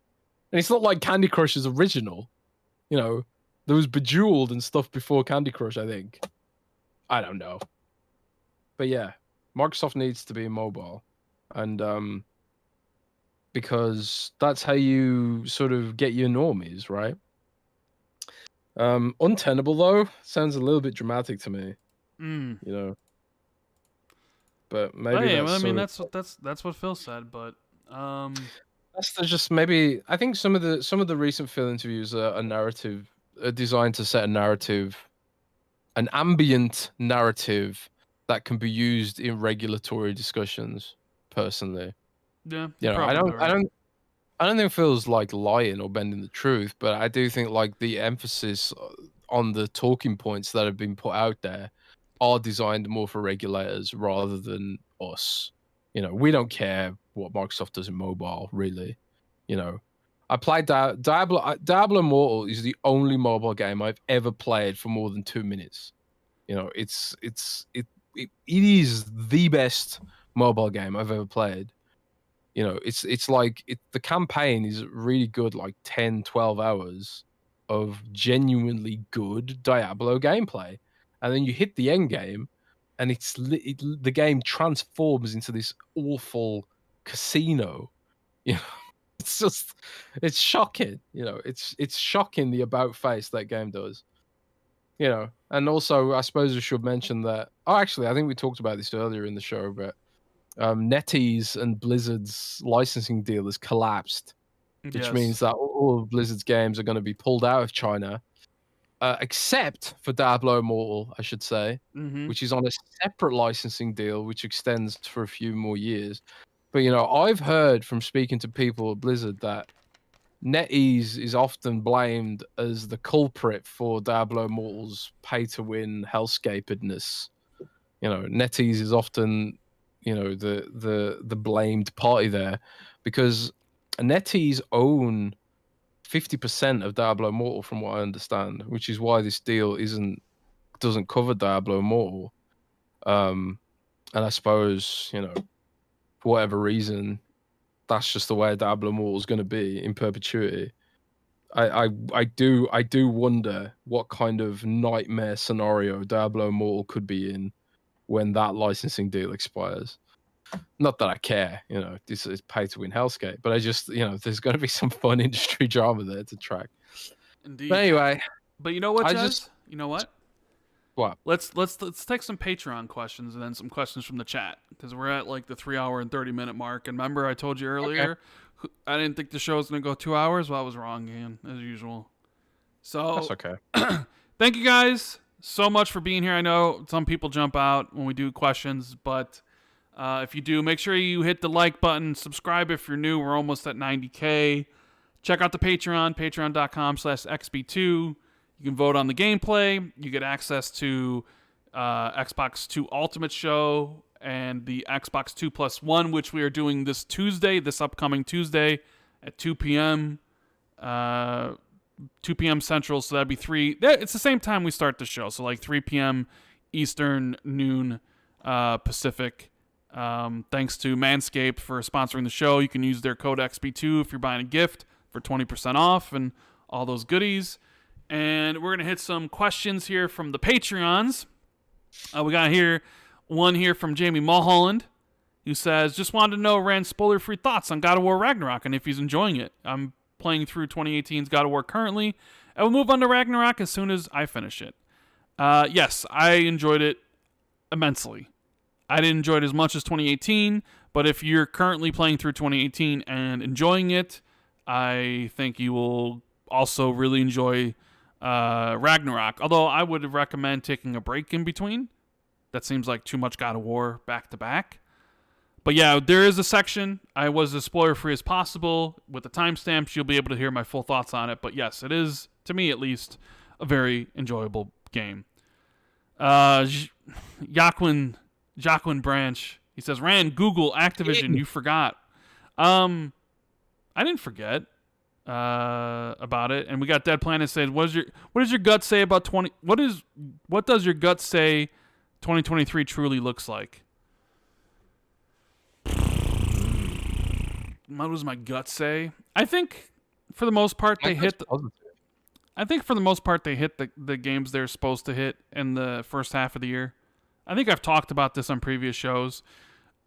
So like Starfield and Redfall and Diablo and all that stuff will be early. Forza, they'll all hit. It's really the second half I'm concerned about. Cause I could see Hellblade coming or maybe getting delayed. There is, so it's, I don't know what's ready. I don't know if like Project Belfry's ready. I don't know Contraband's gonna be ready or the Gears thing. It's really tough to say. So I don't know what it looks like yet. We'll have a better clarity eventually as time goes on. But I think it's going to be a really damn good year. But yeah, Joaquin or Joaquin or whatever his first name is, whatever. Yes. Oh, did we not talk about that, Jez, about the whole Google paying Activision and then Activision saying that's not true or whatever? Yeah, I think we missed that. But I think we touched on it very, very briefly, but it kind of ties into, what we talked about before, where actually we did talk about it fairly extensively. I come to think of it. We talked about how Samsung has its own app store and how the play is probably Microsoft teaming up with Samsung to bring its games exclusively to the Samsung thing. So, they can bypass Google's fee and sort of bring some serious competition, because the whole court case between Apple and Epic is still ongoing. It hasn't finished. It's still chugging along, which is, weird in a way. But yeah, it's going to be interesting to see what Microsoft's play there is in the end. But yeah, I suppose watch this space, right? Yeah. We have one here from Elijah Vasquez saying, given the end of the contract with NetEase and despite the continuing current releases such as the World of Warcraft expansion, what do you think will happen to the future of esports and gaming in China in regards to Activision? Do you think Activision will find a contract elsewhere in China, or could they be blacklisted due to sanctions currently being imposed? It's I'll leave this question to you, Jez, because I have no clue about what's going on in China or any of this deal stuff. So I don't know. You seem to know more about it. I really want to talk to Z Huge on Twitter about this, because the regulatory landscape in China is evolving very rapidly, and it's changed a lot over the last year. It's become more difficult for game companies to operate. It's become more difficult for big companies like Tencent to operate. And Tencent obviously has a lot of tendrils in the West and stuff, which in a way benefits the Chinese Communist Party or whatever, because they can sort of like shape some of the cultural stuff they're putting out to the West, and we do that too. We America and Britain exports its culture through media and stuff like that. But at the same time, it's kind of like, they're making it so hard for these companies to operate, freely, and increasingly it's looking like, the business mechanics of esports barely works as it is. I've been in like discussions with people who are very knowledgeable about the game industry at a very high level, who think esports is just a load of bullshit, and that like a lot of it's like a big bubble waiting to pop, and maybe stuff like this is what starts to make it pop. It's a shame because esports can be really awesome, and I feel bad for the fans and the athletes who compete, because it is grueling. If you are like an esports pro, you're playing like all day, every day, training the same game, and like the sort of and the sort of drop off is very quick. Like you notice, like most of the super duper esports pro guys, they're not like me and Rand's age. They're definitely not Rand's age, because as you get older, as most of the people here probably know, cognition's kind of drops pretty quickly. So all the esports players is like super young, and it can represent like thousands and thousands of dollars for in terms of like prizes and stuff, but like the endorsements can be incredibly lucrative. Talk about all these like 20-year-old millionaires, these influencers, like your FaZe Clan kind of people and stuff like that. So but yeah, I don't think esports will go away in total, and of course this ABK thing will affect Activision Blizzard's esports landscape in China, but I don't know. It remains to be seen how that all plays out, because it doesn't look like China's going to ease up on the regulations anytime soon. It's probably going to get worse, if anything. Yeah, that's true. James Moore says, if Xbox left the games industry, would you still console game? Absolutely. I just would probably game on a PlayStation. At least I'd be able to turn it on more than a couple times a year. You know what I mean? Kidding. I know people be upset when I say that, but yeah, I totally would. Go. If it was if PlayStation and Xbox left and all that was left was the Nintendo Switch, maybe not. Maybe not. Maybe I would go PC. I don't know.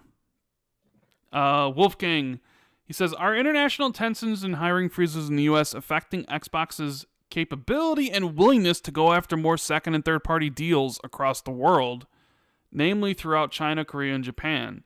What are your thoughts? Do you think hiring freezes extends outside of the U.S., preventing hiring managers, etc., in areas of expansion? Yeah. So the economy is going to be rough next year. Yes. We've seen a lot of tech companies who are doing hiring freezes right now. Some of them are doing layoffs. I expect we'll see layoffs at Microsoft as well. That's not based on a leak or anything. It's just based on obviousness from the way the competition, the way the economy is. I wouldn't be surprised if our company has layoffs. I'm kind of nervous about it myself. As people feel like they can't spend as much. Obviously, that has like huge cascading effects across the whole economy. And one way you can save money is to do hiring freezes and implement hiring freezes and reduce roles and stuff like that. Microsoft already had layoffs, not as many as Amazon. Like Amazon's talking about tens of thousands of layoffs, across its platforms and stuff, which is insane. And for Meta as well, like they finally realized the metaverse is just fake and made up, like literally, not just figuratively, like literally. The metaverse is never going to be a thing. So Facebook started laying off people in that vein as well. It's all inflation, inflation, the war, disrupted supply chains, quantitative easing. Like every country went around printing shitloads of money to keep the economy afloat when it shut down during COVID. And now that sort of economic whiplash is coming back around to, pay its dues or whatever.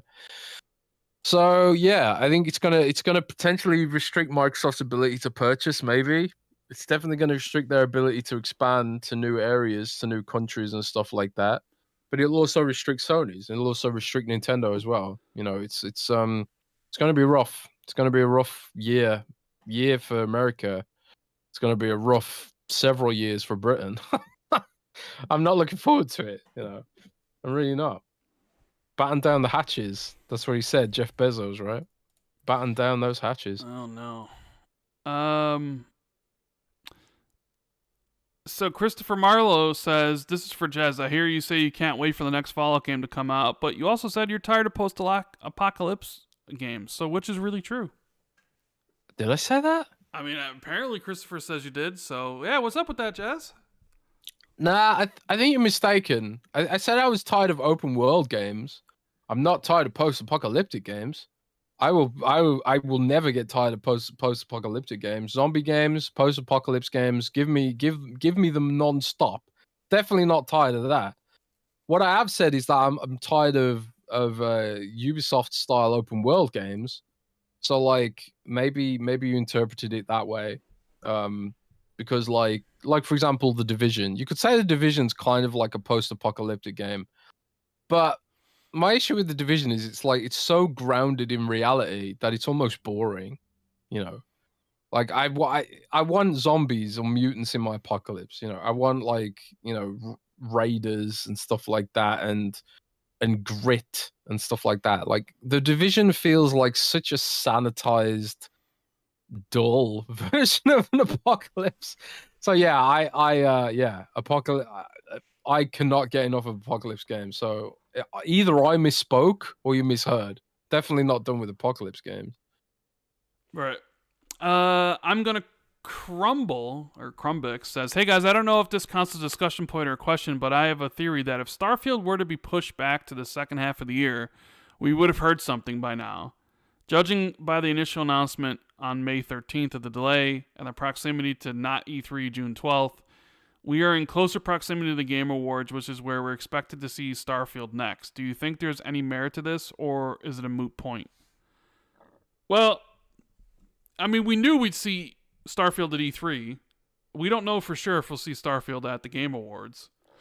So I feel like that's a little bit reaching there. And I don't. If Starfield was to be pushed out of the first half of the year, I don't think we know about it just yet. Personally, I mean, I think it's going to come out in the first half of the year. I'm being a little bit more optimistic on this one. I don't think if they had made, I don't think it would be, we wouldn't know yet because I don't think that decision has been made. Especially if the game's like, say, coming out in May, maybe they don't know yet. And maybe when they get into next year after everybody takes the holidays off and they come back in January and they reassess where they're at, maybe they get a better idea if they can hit their target. And if so, then you announce the delays, potentially. But I don't think we'd find out until next year sometime. Although, I guess the question then remains, if we don't see Starfield at the Game Awards, Jez, and it doesn't have, is not, I guess the question is not, if we don't see Starfield at the Game Awards, is that a bad sign? If there's no new trailer, if there's no trailer with the release date, is that a bad sign that we won't be seeing it and playing it until the back half of the year? Nah, I don't think so. I think like, if it's not at the Game Awards, that just means they're going to save it for the E3, and they're focusing on the polishing up the game rather than making a vertical slice. So you think if we don't see it at the Game Awards, it's for sure delayed to the second half of the year, because you said you would maybe work. Well, you said you'd hear E3, but I think it'd be out before E3. I mean, that's what. What if it's shadow drop? What if it's shadow drops at E3? It's not shadow dropping. What if it's shadow drops at E3, man? Enough of that. Silas says, "Ran way back in your achievement hunting days, the glorious 30s, still youthful, but father time is a comin'. Was there one particular game you were grinding through that made you reflect on your life choices? A game so bad that it made you question your existence? If so, what was it?" I mean, you're always kind of like, Barbie Puppy Rescue is kind of sitting there being like, ugh. But I think maybe the ones that really did it for me were like the Kinect games, some of the Kinect ones, because at least with Hannah Montana in those games, I could play it in secret, right? I could hear people come down the stairs, and I could, if I was playing something truly abominable, I could, switch the channel. Like it's just me, right? It was the parts where I second guess like what I was doing was when I would need one of my sister's help to get some of these achievements in Nickelodeon Nickelodeon, or Nickelodeon Dance, which is like a little kids dancing Kinect game, or Double Fine's Sesame Street Kinect game. Like I actually needed a second person for those, and I had to convince my sisters bribe them with money to like stand there, and they'd just look at me like, what are you doing this? So yeah, there definitely were like some moments there with the Kinect because they required somebody else to be here, and I was just kind of like, ugh. But I mean, there was also like when I was grinding some multiplayer games for multiplayer achievements, like Inversion, where like I was just like, what did I get myself into? Because of the time commitment, which was like hundreds of hours of boosting, and like I basically lied about it and said the system deleted all my saves and I couldn't do it anymore. And I kept that lie up for years until recently. But yeah, it's mostly revolved around the Kinect stuff for sure. That was embarrassing. John G says, do you think Sony is going to do NFTs because they had the patent for it? That makes me worry. I mean, they say they're not going to, and they have those PlayStation Stars trophy collectible thingamabobs. I don't know. Maybe they're waiting for the talking points and how gamers feel around NFTs to soften before they do something like that. But then again, maybe Sony can get away with it. So maybe they could put out NFTs and their fan base might just completely eat it up. You never know. Who knows? C Money says, Vampire Survivors got me thinking. Is there a better way to decide what the best game of the year is? Is it always boils down to the biggest budgeted game for the most part? Maybe there should be a category for most fun game of the year. Maybe make it a dual category. Big budget and small budget games of the year. I'm having so much fun with Vampire Survivors. It's not fair. It would never win for game of the year. Here's the great thing about game of the year is it can be whatever, right? There's this push in the industry that I don't particularly care for, that the real game of the year winner is the one that wins the Keeleys, which I think is bullshit. Right, each website has their own personal game of the year categories. Like Jez, I'm sure the Windows Central is going to do their own game of the year, right? Yeah, we are. Yeah, but it's just there's this weird push to have the Keeleys as like the Oscars, like it's the only one that matters. Which it's great for Keeley because that gives him prestige. But all these other websites, they all do their own voting. They all have their own games. They all do their own things. And I'm sure Vampire Survivors will get some nominations and might win some at some of these other websites. But I think when you're doing like an aggregator thing, when you're taking a whole bunch of different people's opinions about stuff, yeah, something like Vampire Survivors or something like Forza Horizon is probably going to fall through the cracks because you're going to go up against, like you said, the big budget games and stuff. But in reality, how much does Game of the Year really even matter for the most part? I'm not sure it really does. Maybe it actually does though. I don't know. I don't know what the data says. I don't know what the sales data says. Yeah, I could ask around about that actually. Like, does the Game Awards actually matter? Some game devs I've spoken to are really cynical about it, and they just think like the Game Awards is just a big marketing thing. Similarly to how like you get directors who think the Oscars are just a load of bullshit, right? But at the same time, it's like it probably feels nice to win Game of the Year, right? Yeah, I'm sure it probably does. The Andrew 13 in the super chat says, Jez, I'm an hour into Violet, and it's maybe the worst game I played this year. It's comically bad. Makes Switch look like Elden Ring, or SWSH look like Elden Ring. Wow. So thank you all the Patreons for writing in with your questions. You can do so at patreon.com/XB2, and it gets you at least one of the perks is for us answering the questions on the show, among other things. And does anybody in chat have a question? Make sure to put it in the chat and at me so I can see it. And we'll take some of those before we get out of here. I'm looking through chat right now. Jez, you got anything you want to talk about before we end the show, before we get some of these last questions? Oh, here's a question I want you to answer from Virgil Delgado. Okay. Rand, why don't you review video games anymore? Mm. I like seeing spoiler reviews from you. That way we can get a full opinion on games and the stories and all that.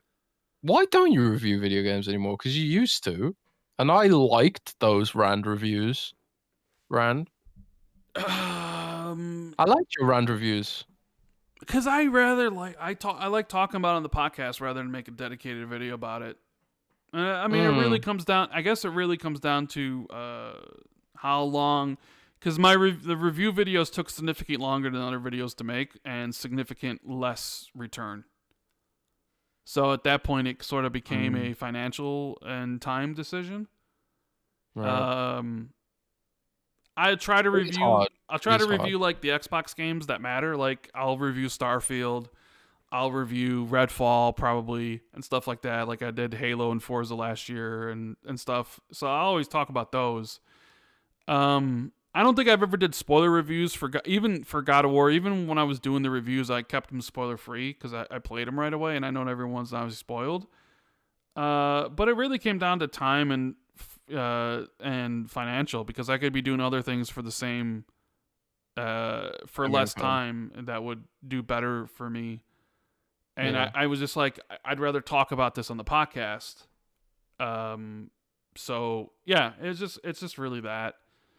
If that's something people really want, maybe I could do more of. I know because I used to do the indie things, and I don't play a lot of indies as more as I used to, but I used to play a lot of them.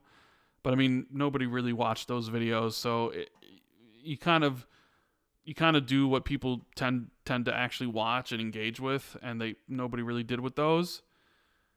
So yeah, I mean that's basically the answer. So. You know, it's kind of like, why is Windows Central not going to be doing a lot of reviews in the future, Jez? You know, They don't make any money. Game reviews do not make money, and like you know, there's just no money in it. You know, like I often get DMs from people who are like, "Oh, I want to be a game reviewer. I want to be a game reviewer," and I think like people want to be a game reviewer because they think of it as a way to get a free code or something. Which is fine if that's your goal. If your goal is to get like a free game code, then yeah, make a YouTube channel about reviews. But there's very, very like as far as blogging's concerned, you are not going to make a living writing reviews of video games ever.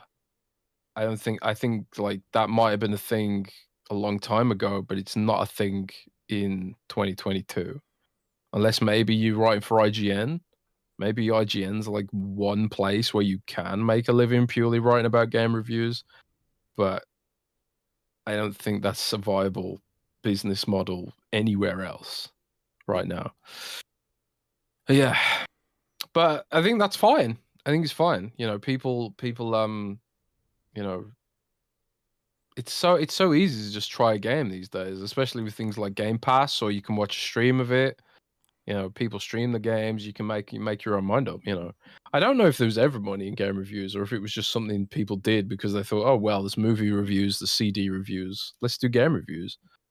But I think back in the day, it was more of a like there was no Twitch, there was no YouTube streaming, there was no podcasts. You know, you couldn't just like get someone's personal thoughts unfiltered, you know, unedited like you can these days. So I guess there's just so much competition that the formal game review just doesn't really work for a lot of people now. That being said, there's still some really great channels for it. You know, like Skill Up. I really like Skill Up's game reviews. For example, pretty much Skill Up's the only game reviewer that I watch. You know, I used to really like Zero Punctuation Yahtzee. Do you remember him? Zero Yes. Punctuation, one of the escapists. Mm-hmm. I really loved Zero Punctuations, but those were more like critiques that would come out like weeks after the fact. So it's not like you don't watch Zero Punctuation to make a purchase decision. You watch Zero Punctuation because it's hilarious. You know? That's the kind of review I want to do. You know, but I'm not talented enough, unfortunately. So yeah, I like to try and help people make purchase decisions, but that's incredibly difficult to do with the game review because you can just watch a video of it. You know, I think like that's why like I do a lot of headset reviews. I feel like I can really give people value by reviewing a headset in a way that I can't with reviewing a video game because reviewing a video game is so subjective.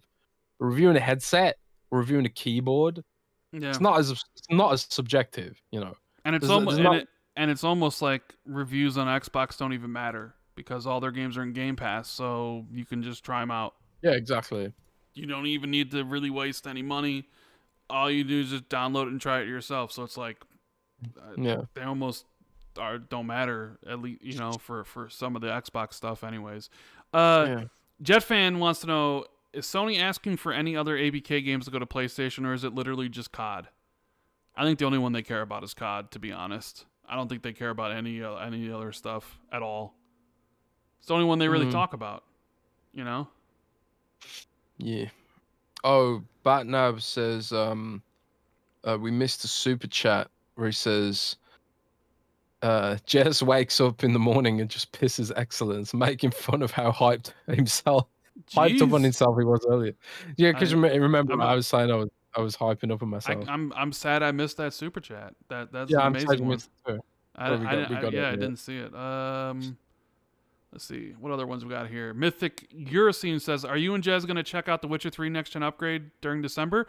I mean, I own both versions of The Witcher. I own The Witcher, the first one with all the expansions, and then I own The Witcher Complete Edition. So, I never finished The Witcher. I put about 70 hours into it. I never finished it.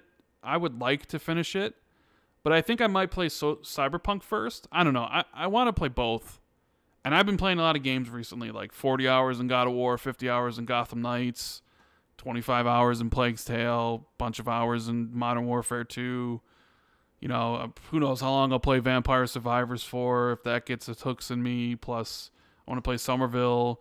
People are asking me to play Persona. Maybe we should add a tier where it's like, for X amount of dollars, Rand and Jez have to play this game or something, Yeah, that'd be really fun. That'd be funny. It'd be like, but it'd be like no Pokemon, like, because people would just be paying to fucking break me to play Pokemon. So that,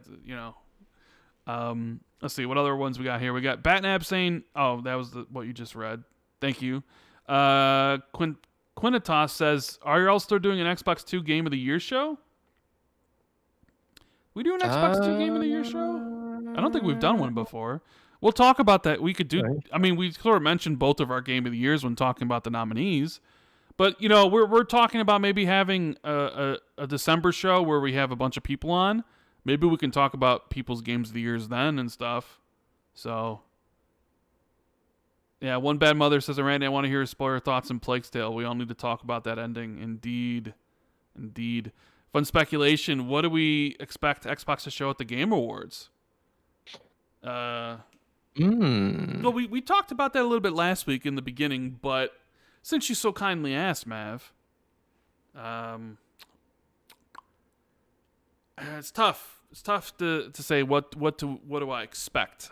I think like the safest choice is a Redfall trailer of some kind, announcing maybe the release date with the announcement of an open beta, perhaps. I think wasn't my genius marketing thing was to Bethesda to show a dual trailer where they start out with Redfall and announce the release date and then go right into Starfield and then announce that release date, right? Yeah. Or just shadow drop it. Yeah, because like Bethesda and Xbox, as we know, are sort of their PR teams are separate. So I think there could be a situation where Bethesda shows their own stuff and then Xbox does their own stuff for the show. I'd imagine there'd be Game Pass ads or something too. I don't expect Avowed to be there. I'm just saying that, so hopefully I'm wrong and it actually shows up. Trying to reverse jinx it. I want to see something like further out. I want to see Avowed. I want to see Hellblade. Perfect Dark. I want to see Perfect Dark. I want to see Contraband. Like, give us a gameplay trailer of Contraband. That'd be great. Yeah, Contraband's one game that I think we'll see something from Bethesda, Redfall, Starfield related. As for Xbox, I'm not really sure. We'll see Game Pass stuff from them. I would like to see a gameplay reveal of Perfect Dark like they did last year for Hellblade 2, but who knows what their marketing teams are doing. Let's see what else we got here. I think that's it. Sofa King says, "Why don't you do let plays?" I don't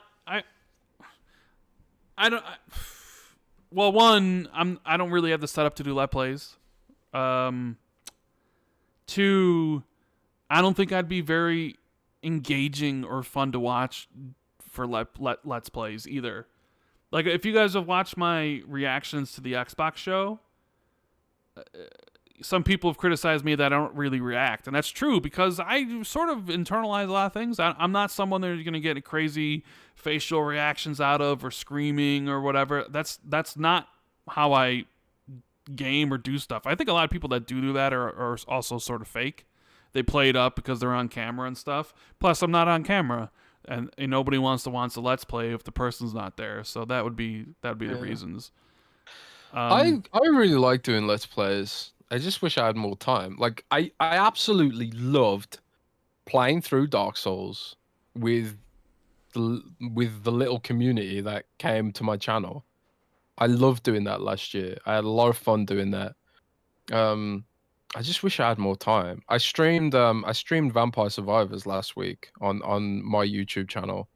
And to my surprise, even though I hadn't streamed for months, I got quite a lot of people came back to check it out. So maybe like, because a couple of times I streamed Dark Souls, you came on and we sort of did like an impromptu podcast like in the afternoon a couple of times. Do you remember that? Yes. When I was going through the Dark Souls DLC with the I can't remember his name now, the spooky abyss dude, the one that everyone hypes up. That was fun, and I got killed by loads of shadow things. That was not so fun. But yeah, that was a fun time. I want to do more of that stuff. So yeah, you should follow me on YouTube. Jez Plus Games. Go and drop me a follow. Sleepy Goblin said I make Rand play nonstop anime dating sims. You see, that's why we can't do this. So I'd be down for that. Sarah B says, which Xbox game studio do you think is most likely to pull another small offshoot game with a small task force like Pentiment, Grounded, or Ninja Theory's projects? Well, I mean, we've heard about the Coalition doing a small one, right? Or another project. Yeah. I mean, Ninja Theory's Project Mara is probably a smaller one, like you mentioned. Yeah, I'd imagine so, yeah. I think Double Fine split into 2 teams, but not like one overall one. So, yeah, I'm gonna say like Coalition for whatever they're doing. Watch it just be like Gears related of some kind and not be like brand new IP. It'll just be Gears related and whatever. But I think that's it. We had another long show. Hope you guys enjoy it. Jez, we talk about the code thing majig? Yeah, so if you guys are interested, we've actually partnered with a company called Fame Hype, which are providing Xbox Game Pass codes and Xbox games and other stuff for a little bit of a cut price. And you can get even more of a cut price with our code XB2. So I'm just going to link that in the chat. The website is thexb2.com. And, it's also a place where you can find our Discord server, merch shop, and Xbox Game Pass codes. They're official codes from Microsoft. It's not grey market or anything like that. So yeah, I'll drop that in the chat. Partner with Fame Hype. Thanks to Manscaped as well. Code XB2 on manscaped.com. Shave your balls. Make everyone happy. Balls. And thank you to all the Patreons. How many Patreons do we have now, Jez? Ooh, 188. 188. So thank you to all 188 of you for supporting us on Patreon. We hope to see you for the first XB2 plus 1 with Cold Eastwood on Tuesday, 2 p.m. Central, 3 p.m. Eastern. And thank you guys for hanging out with us. And thank you to those listening later on the iTunes and Spotify. Make sure to leave a like, whether it's on the YouTube channel or on iTunes and Spotify. We greatly appreciate each and every one of you. We love you. Flame says this is still going. Yeah, we had to hit 4 hours because that's what the people demand. And but we're about to end. So thank you guys. Timestamps will be up soon for anybody who jumped out and jumped back in. And we love you. And yeah, keep it gaming, guys. Keep it gaming and happy Thanksgiving. Later.